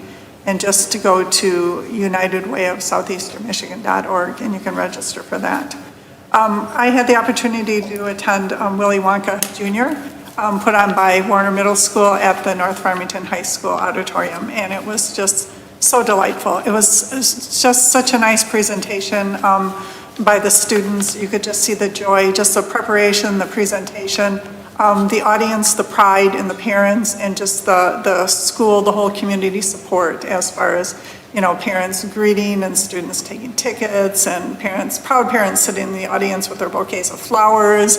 And, I was able to go with my daughter and my grandson who, had kindergarten roundup that day, and he was as cute as the kids up on the stage, but the Oompa Loompas were just my favorite. So, shout out to Warner Middle School and, the community for that. Thank you. Dr. Blau. I found out this week about one of our bus drivers.